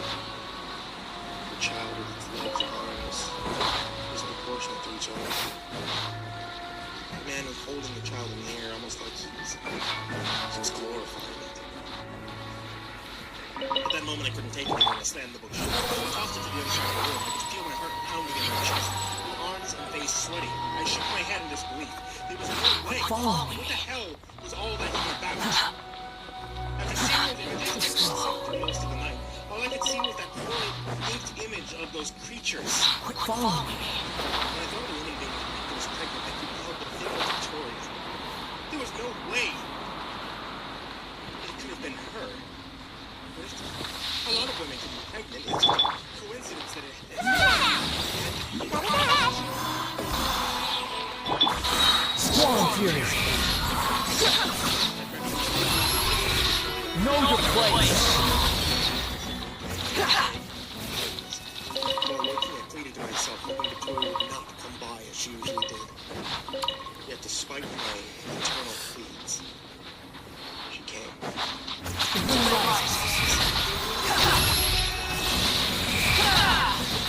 Upon the game.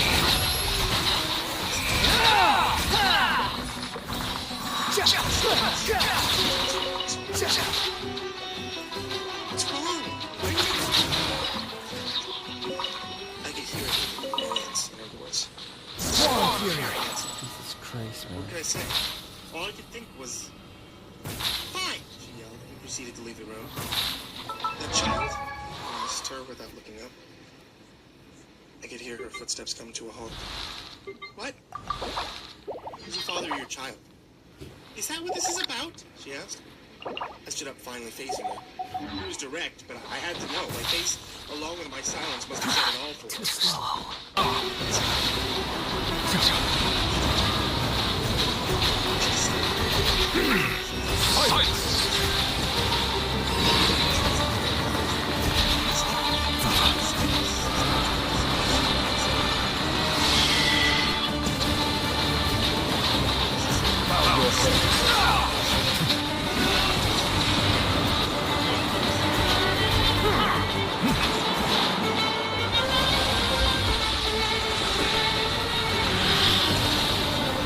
What the fuck is that?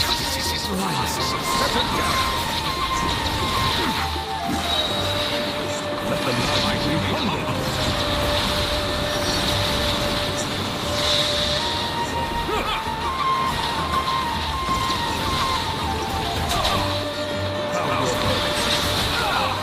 Another sight of my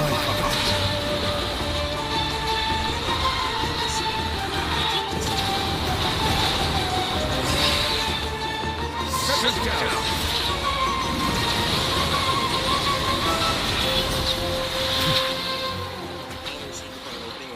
Oh shit. I sighed, truly feeling utter regret. I made my way back to my room. My thoughts were back. Space was and everything between her and I was normal. I missed seeing her already. Her smile, hearing her laugh, just being around her. I let my hand slide to my pillow to check for the book, only to find it. Stunned, I poured out the pillow's contents to find only feathers and cotton. I was sure I had put it back after I left each time. Was somebody messing with me? I angrily began searching for the book. I checked my suitcase, tossed clothes around, and I did check my dresser, under the bed, and even behind the desk. Where was it? My eyes met the window when I came from under the desk. When I looked down, I saw the same figure from all those days when we were standing next to my car, and this time it appeared to be me. Anger filled me. I assumed it was Terrence again. This was a bad time for him to be messing with me. I raced out of my room and down the stairs. I ran around the side of the building to where my car was. The moonlight was stronger than ever, illuminating the way from there. No one was inside. I finally reached a boiling point.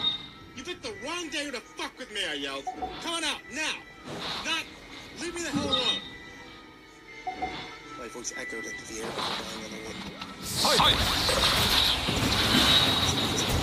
The time is ticking.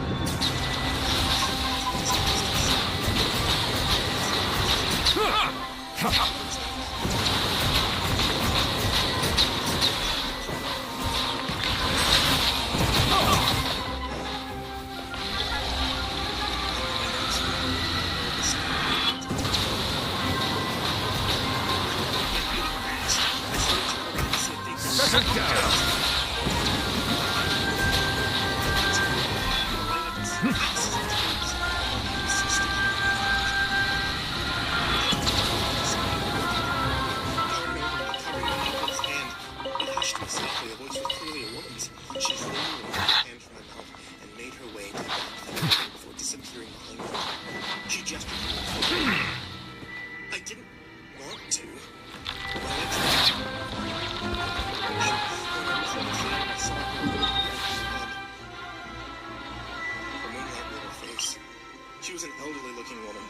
Possibly in her early 50s. She had ragged black hair mixed with gray strands that ran untamed. Her face was pressed with wrinkles and dry patches of dirt. The scent from her was red.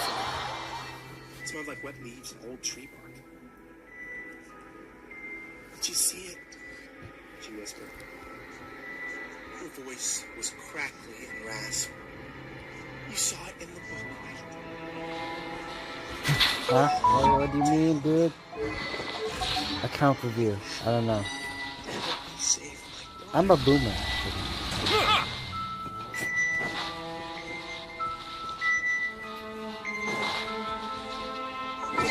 I know. Sorry, I'm lame. Who are you? I asked.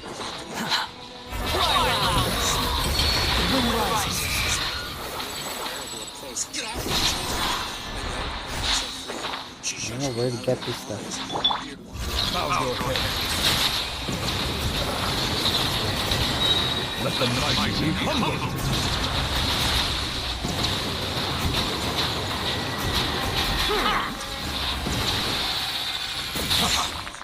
She hissed.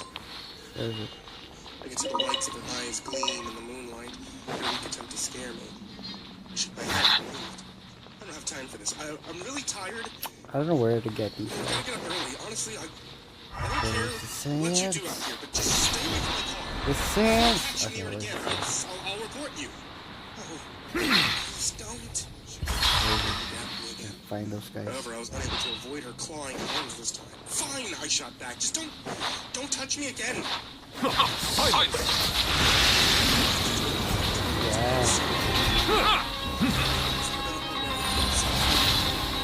Yeah.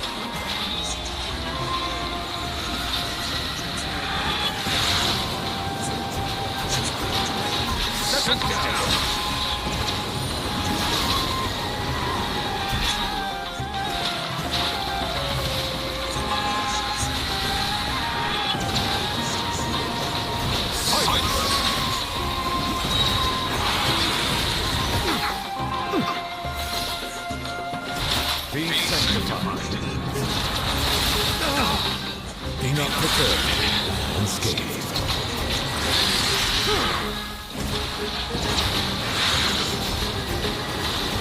Sit down.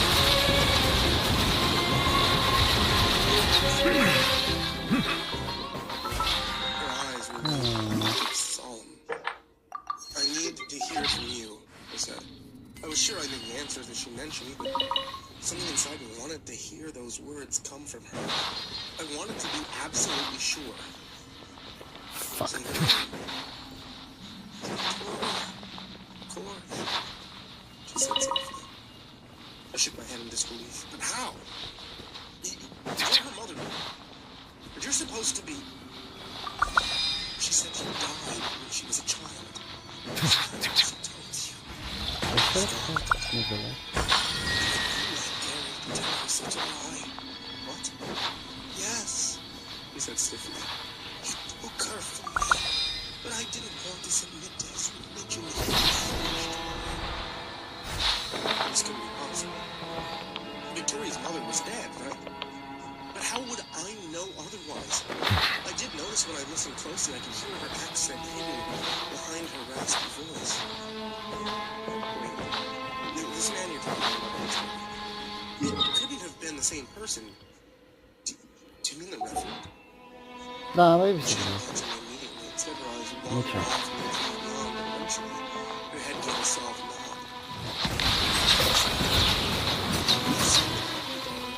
And that the Reverend took her. Why didn't you just go to the police or something? She chuckled to herself lightly. Turned her eyes to me. I don't know anything, because you're not telling me everything, I replied harshly, and my impatience had elevated to annoyance. All you need to know is that the people you think you know are liars. The Reverend is the worst of them. They need my daughter. They need her. A part of their revolting ritual. I should have never been here. I was so weak. She smiled. First, I was unsure what to think of you, yet wow. Let the mighty be humble.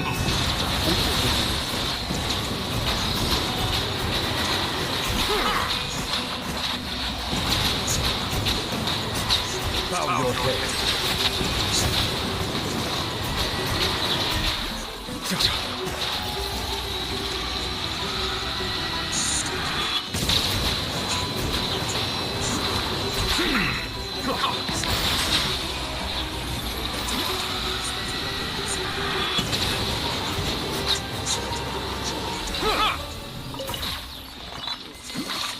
Aren't you? She asked, ignoring my question. Is it what you wish to find? Hopefully the excitement of opening a treasure chest has at least made it a worthwhile experience. She said, smiling. It does my heart good to see another character. This is the reason why I knew you'd help me. But I had to show you first of what they plan to do. They've already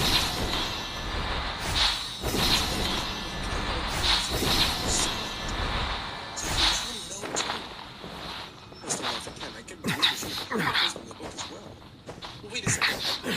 I don't even know what I saw in that book. I couldn't even read the words. I saw the pictures that I saw. I cannot help but feel that you bringing me here is some sort of an assassination attempt. The images on those pages were indeed horrific. Okay. Didn't want to accept it. You need to tell me that what's going on in Victoria's. Oh. Shit. I couldn't finish the words. What can you expect from me, then? It seems a bit too late now. There is one thing we can do. I can dispel the ritual, stop it before it's ever completed, and that evil is born. But why haven't you done it already? Because... She began. Because I need access to their room of worship. And last I checked, I lost my key. She held up her hand for me to see. I could make out a small stump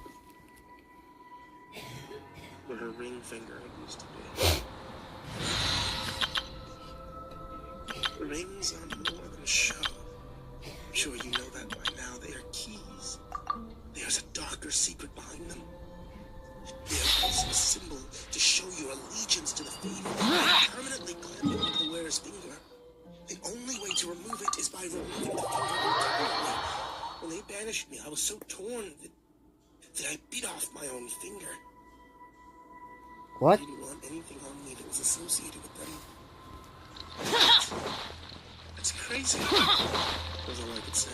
I couldn't fathom someone wanting to risk their finger or any part of their body on the basis of their faith or anything. It hurt my team. I couldn't help but imagine one clamping down on her finger. It snapped. Access denied. Blaze over.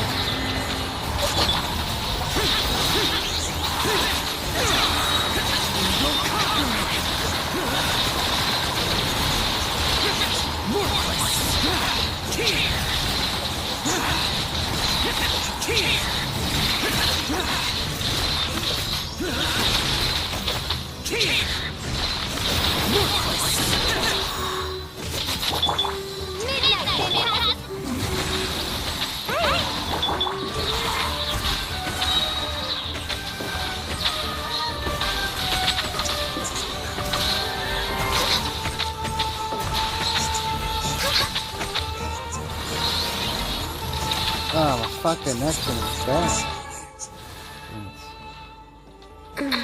I seen it. I replied, recalling the time. Oh my god.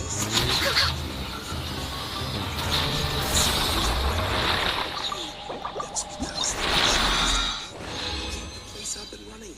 Terrence, working man. He normally chops up wood or fetches game for the meals. When he bathes afterward, he takes off the necklace. I know this because I used to do the sheets around the living quarters and would see his ring just lying there. This is the best time to do it. He never locks his door at that time either. If you can take his ring at that moment, bring it to me and I will do the rest. I bit my lip thinking on it. I don't know. It seems a bit risky. If I get caught, I'm finished, and he'll have me sent home instantly. I don't get caught. You're the only one who can walk around here easily. If I could do it, I would. But they'd see me on first sight. I was barely able to place the book in the room. Please. You have to do this. Victoria. I gave off another long sigh before conceding. Buttercup. Over the fence in our backyard. I crept back to the basement door, and it let out a soft whine as I opened it and walked down the steps.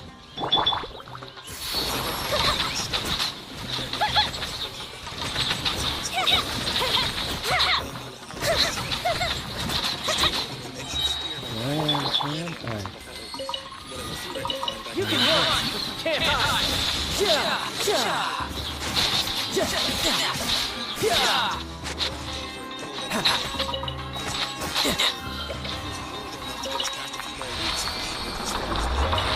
I lowered a good amount of it into the backpack, and I left the rest, thinking I could come back later if I needed. The power was still working perfectly, as I saw no problem leaving the rest of the meat safely in the working freezer. I thought I should check the rest of the house for more non-perishables and possibly some evidence that my neighbors had been out of town during the beginning of all this. As I walked to the steps... The hell is going on?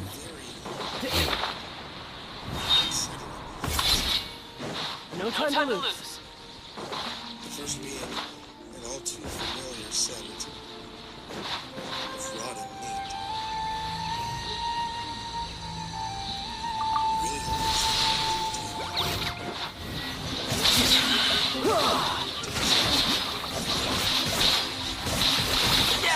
I really Amateur mistake. Bring it on. It hadn't been so obvious being in the basement, but when I got to the steps of the first floor, I climbed the steps cautiously and quietly, slowly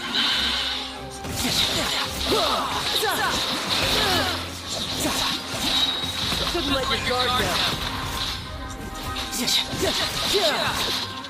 Who's next?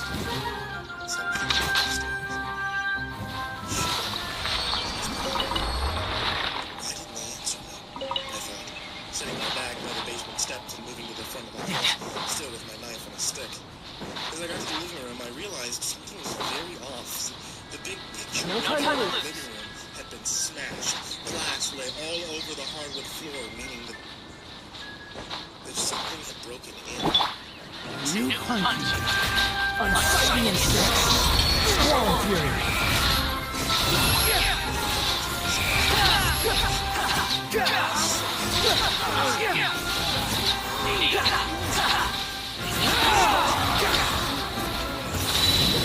The wind rises. As I reached the top of the steps,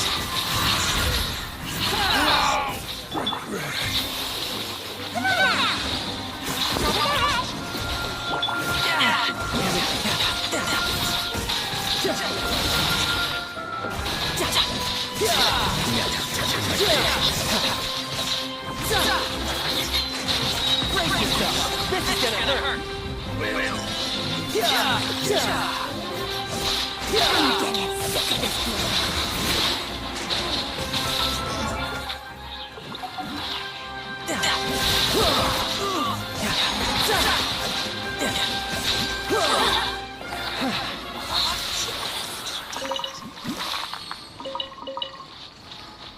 hovering above her was one of those creatures, doing what looked like sniffing at the body using the slits in the front of his face. And suddenly, Suddenly, its pure white eyes split vertically in the middle and separated as they were eyelids from some reptile, revealing holes in its face where before I had merely assumed that they were its eyes simply based on where they had been located on its head. From those holes came two praying mantis-like arms, rearing back towards its horns and plunging into the dead body lying beneath the creature. It made its clicking noises again as it fed on the corpse. The protrusions from the front of its face must have been hollow because it looked like the creature was drinking our insides, using them like demonic flesh straws. I began to step away. Then I saw the creature open its gills and its ribs and release more of that purple fog into the air.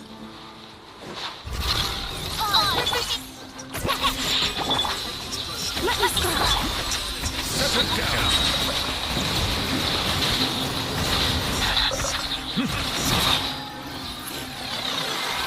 Shit. The creature let out its piercing screech, causing my ears to hurt, my bones to vibrate. It lunged at me, black talons flying towards my face. I fell backwards, rising the makeshift spear up as I fell, and the creature's talons ripped my shoulders, both front and back, as its weird hand clasped across my arm. The blades of my spear stabbed into the creature's chest, but it didn't plunge very deep. Before the tape tore and I was just left holding a dowel rod, pinned to the ground with a Decided by destiny. Delve into death. The time is ticking.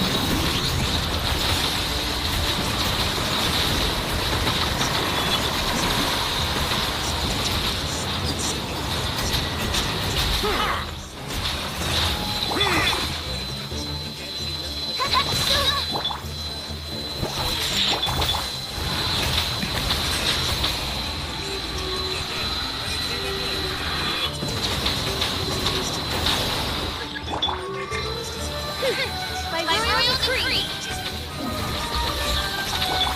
Bow your head. Let the mighty be humble.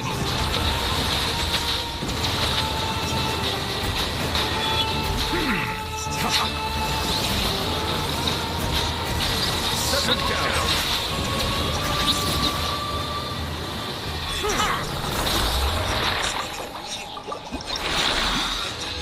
Slamming the knife into its ribs, just about where its gills were. This time, I buried the knife all the way in. The creature shuddered and let out an excruciating screech, letting me know that I had heard it. I didn't leave the knife in this time. I backed away from it and I pulled the knife with me. After I truly heard it, it seemed to slow down its attacks, becoming more methodic. With my other hand, I grabbed the dowel rod up off the floor. Now having a knife and a club, I felt like I might be able to win this fight. My shoulder burned with pain from its talons having ripped through my flesh. I swung the club at it, and it backed up for a split second, lunging at me as I finished my swing. I stepped and pressed myself against the wall of the hallway and attempted to dodge. It worked for the most part, except I still caught a talon in my hip. I spun around and swung the knife blindly, luckily making contact and chopping off one of the face needles and half of the other all in one swing. This clearly did some major damage to it, because without those, it seemed to lose any form of coordination. It began stumbling and tripping over its own feet. Its attacks became very sorry attempts. This made it very easy for me to lunge in and ride that knife directly into the slits in his head. As the knife drove into the creature, it almost instantly went limp. As it lay on the ground, finally lifeless, its gills opened again and released a large amount of the purple fog. That purple shit. As I saw this, I quickly made my way back downstairs. I grabbed my bag, I went down to the basement past the freezer, I went out the back door, I hurried, putting all caution about being quiet aside, tossing the bag over the fence as well as the dowel rod and knife. I moved a few feet down the fence before I climbed over, because if I fell, I really didn't want to fall on the knife. I was already in enough pain to add to that, so I grabbed all the bags, my shoulder and hip were hurting. This realm is truly. I carried it all back to the door where Grace was waiting for me and opened the door as I got close. As I came through the door, I dropped the bags and I embraced my wife in a hug, letting her know that shit has been crazy, but I'd be okay. And then I love her very much. And I collapsed on the kitchen floor, exhausted. Grace moved all the bags and she lit her best to drag my passed out body into the bathroom. She took me down, let me flat on the floor, passed out, she cleaned, sterilized my room, grabbed first aid kits from around the house, small sewing kit, If you ever have any... and how to make medical stitches. She used her phone to play a few tutorial videos on YouTube, followed along and sewed me as best she could. She then wrapped bandages and gauze over her work, made me comfortable, and let me sleep. I woke up in pain around midnight. My God, dude. Forced myself to get up off the floor, looked in the mirror, medical treatment I received. Took some ibuprofen, I made my way upstairs to the bed. My family was. I woke Grace as I walked in the room. I kissed her. I told her thank you. I laid down next to her. And I fell back into a deep sleep.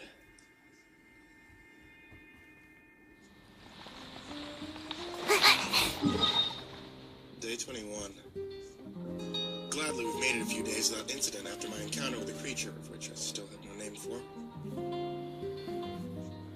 We haven't seen any since, but I've heard them outside. I noticed they tend to become more vocal at night. I thought many times to myself since my supply run to the neighbor's house, what horrors I might have found in the last 2 rooms in the second floor hallway. I only made it halfway down the hall before running into and fighting the creature. What happened to Eric? The kids? These are questions that kept surfacing in my mind, but I wasn't sure I really wanted to know the answer to. Thanks to my expedition, we now had a bow and a set of arrows, as well as a healthier supply of food. This, however, was only a temporary solution in my mind. For one reason was that I knew I was pretty much shit with a bow, having very little practice with one. I also knew that we really couldn't stay here. I knew it. Grace knew it. I had to find a way to get out of this town, somewhere more secure. Shit. But how? My truck isn't strong enough to push Humvees out of the way. There isn't enough room to go around them. I sat on the couch with Addie. She played on her tablet. The girls have been so well behaved during this whole ordeal so far. Now I'm thankful that even though they don't really know what's going on, they're listening well and being quiet. We need them to be for safety. The dogs, on the other hand, they've acted almost completely oblivious to what's going on, except for a few moments when they barked. We needed them to be quiet. Thankfully, they haven't caused any huge problems. They quiet down rather quickly. No. Just as I was thinking, I hear Grace whisper from the upstairs room. Trevin! Front door, bring me Addie! I shut up, grabbed Addie, carrying her to Grace as she moved the girls upstairs. As I handed her Addie, I turned to the door. I saw what she was signaling me for. One of the creatures had made its way up on the porch and was pacing around. Shit. I moved to the kitchen and I grabbed the bow off the top of the fridge along with a handful of arrows, having the tips screwed on previously in preparation. I moved up to the front door and unlocked it, and opened it while the creature was at the far end of the porch. I backed Still up about not. 10 feet and took a knee, knocking an arrow and drawing back, aimed at the front door. One of the things I learned on my supply run was the creatures seemed to be blind, and they did their hunting through sound mostly and possibly smell. As long as I was quiet, I could at least get one solid shot off before it knew I was there. I sat in silence, bow drawn, waiting. The creature slowly walked to the doorway and stepped past the threshold. I clicked my tongue and the beast froze and focused his head directly at the sound and directly at me. At that split second, I released it and let fly the arrow. I aimed for its nose slits but missed the mark, but did make contact. It hit the creature in the shoulder and buried itself halfway in. The creature slowly creaked open. Through the slit, I met eyes with my wife. And since she saw I was sitting calmly, she opened the door the rest of the way and stepped into the room. Dogs and girls were in Addie's room playing quietly. She answered my question before I even asked it. Just seeing that it was on my mind, by the looks of my eye. This being the first time Grace had an up-close look at one of the creatures, she walked up to it to inspect it. Is this just like the other fog lurker thing we fought over at Eric's? She asked, and she walked down to look at it. Swallow Fury! Yeah, I was much more ready for this thing. As I began to stand up. Move that body out. Holy shit! Grace interrupted me as she grabbed one of the arrows protruding from the fog lurker and ripped it out as she runs back towards me. She covered half the distance between us before I saw one of the raccoon-sized flaming spider creatures run through the doorway towards us. I knelt to grab another arrow lying by my side on the ground as it jumped at me. Grace swung the arrow in her hand and connected with it, not doing much damage, but hitting it hard enough to change its course mid-air. It let out a guttural scream of pain and switched its gaze to me. I tried to look away, but I was too slow, and our eyes met, sending pictures of torture and gore through my eyes. That what we thought were flames were nothing more than orange, bioluminescent hairs. They were nothing more than an illusion. A very convincing one. Nevertheless, still an illusion. I ran to the lurker in the doorway and ripped at the last arrow in his face, knocked it, and painfully drew the bow back, took aim, and fired. The screams of the spider creature suddenly stopped as the arrow pierced its neck, just below its skull, ripping through its throat and killing it. As it lied dead, Grace and I, breathing heavy, met eyes. Maybe I'm not as shit with a bow as I thought, I said, dropping the bow to the ground and walking over to Grace, who was clearly still tense from the battle. She wrapped her arm around me, started breathing, and whispered, "What the fuck is happening?" I really wish I knew, I replied. "We need to get these bodies outside and get the door closed, so we don't let any more of that fog in," she said, as she let go of me and began pulling arrows out of the flame spider. So far, we hadn't noticed any actual problem with the fog other than the odd nature. It didn't seem to be dangerous in any way. That being said, I fully agreed with her. Didn't really feel like taking any chances with her. We got the lurker outside of the porch, and my wife grabbed the spider by its legs and threw it out the door and into the front yard. It hit the ground with a thud a few feet from the lurker. We closed and locked the door. I grabbed the fan from the basement, aimed it out the windows to purge the house of the fog as best I could. Grace opened the door and stepped downstairs to find both dogs waiting on the other side. They ran to and began sniffing the two spots the bodies had been lying on the carpet. Both my wife and I went upstairs to check on the girls. Izzy had fallen asleep in a pile of stuffed animals for an impromptu nap. Daddy had covered her with one of the blankets, used the other to curl up next to her sister and pass out as well. Fog lurker. I say to Grace as we closed the door behind her and let the girls sleep. "What? That's what you called it downstairs. Didn't have a name for them before. I like it. She smiled. But it quickly faded as we hear the dogs let out one bark each, then come running upstairs past us and into the bedroom. Grace and I looked at each other. So much power! I have to go test this out. We saw the problem. Having our front door open as we fought the two creatures, let their screams of pain overwhelm us. None of the workers were present, but we saw at least 3 of the flame spider things walking in circles around the outside of our house. Grace and I looked at each other. Without a word, we set out in different directions, making sure all the blinds were closed and all the windows. Shit. After about an hour of periodic checking, the creatures left. And after we confirmed that there was none of them left around the house, my nerves settled and I realized I was really hungry. So I began to cook something fresh out of the kitchen. Grace checked on the girls and then joined me in the kitchen to help get some food ready. We all ate. And we decided we had more than enough excitement for one day and got another one upstairs for the night. We need to get out of here. I feel like I know that we're here now. Grace whispered to me as we sat, watching the girls play quietly to wind down for the day. Relax. There's a lot of activity and a lot of noise tonight. I think I have a plan, I said. As I wondered if my plan was even possible, or even if I had all the parts available.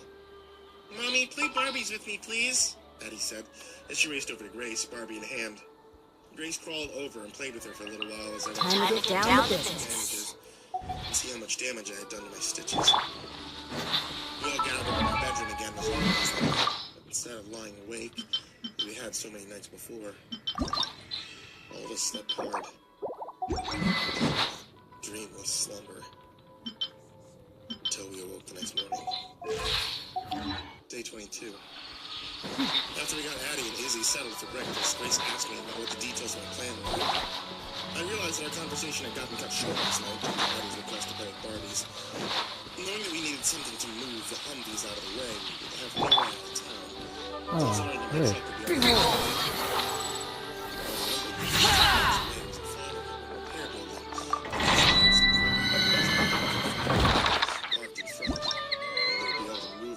trucks so we could leave. Now, this was much longer of a journey than hopping the fence to get through. Good morning, Also, I had no guarantee that there would even be any big tractors or sometimes it's an empty parking lot. And if I made that journey just to be met with emptiness in the parking lot, I'd be screwed. And not to mention, if I'd be able to get that thing started, I mean, even if there was something there were so many unknown variables that it still seemed to be the only viable option. Why don't you take the truck and drive over there to see if anything is there? Grace asked with considerable insight. Yeah, I thought about that. But I don't want to draw that much attention myself for where to go. The truck is coming. For this kind of work, I'm going to have to get over there. Start whatever I can.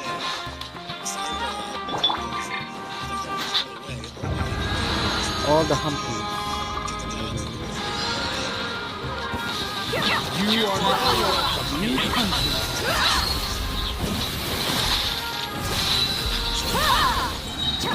You asked for it.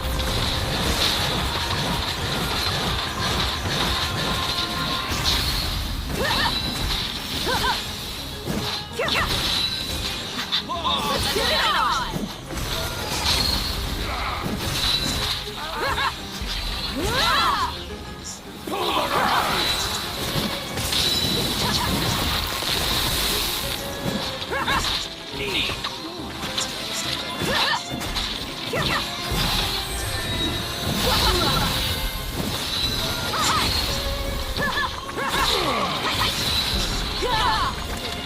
We've got ourselves a tough cookie.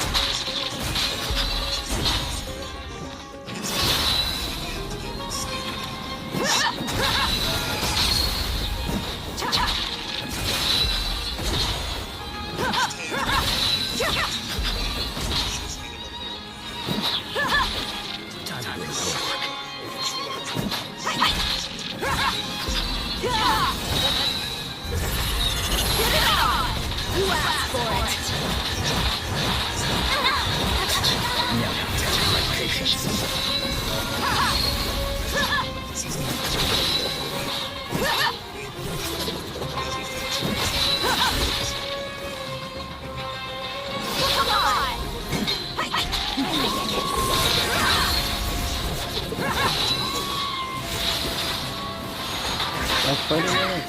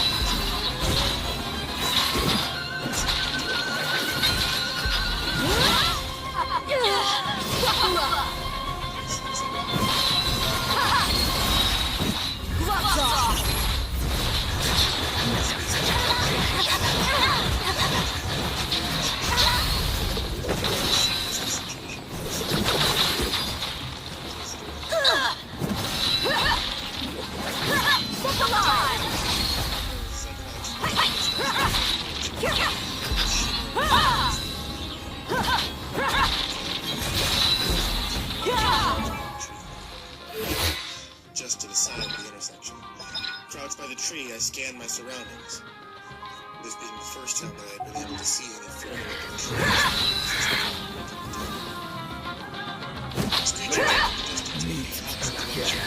Screeching diagonal across the intersection from my position sits a house with a 4-foot privacy fence in the back. And through their backyard was the shortest distance to my intended destination.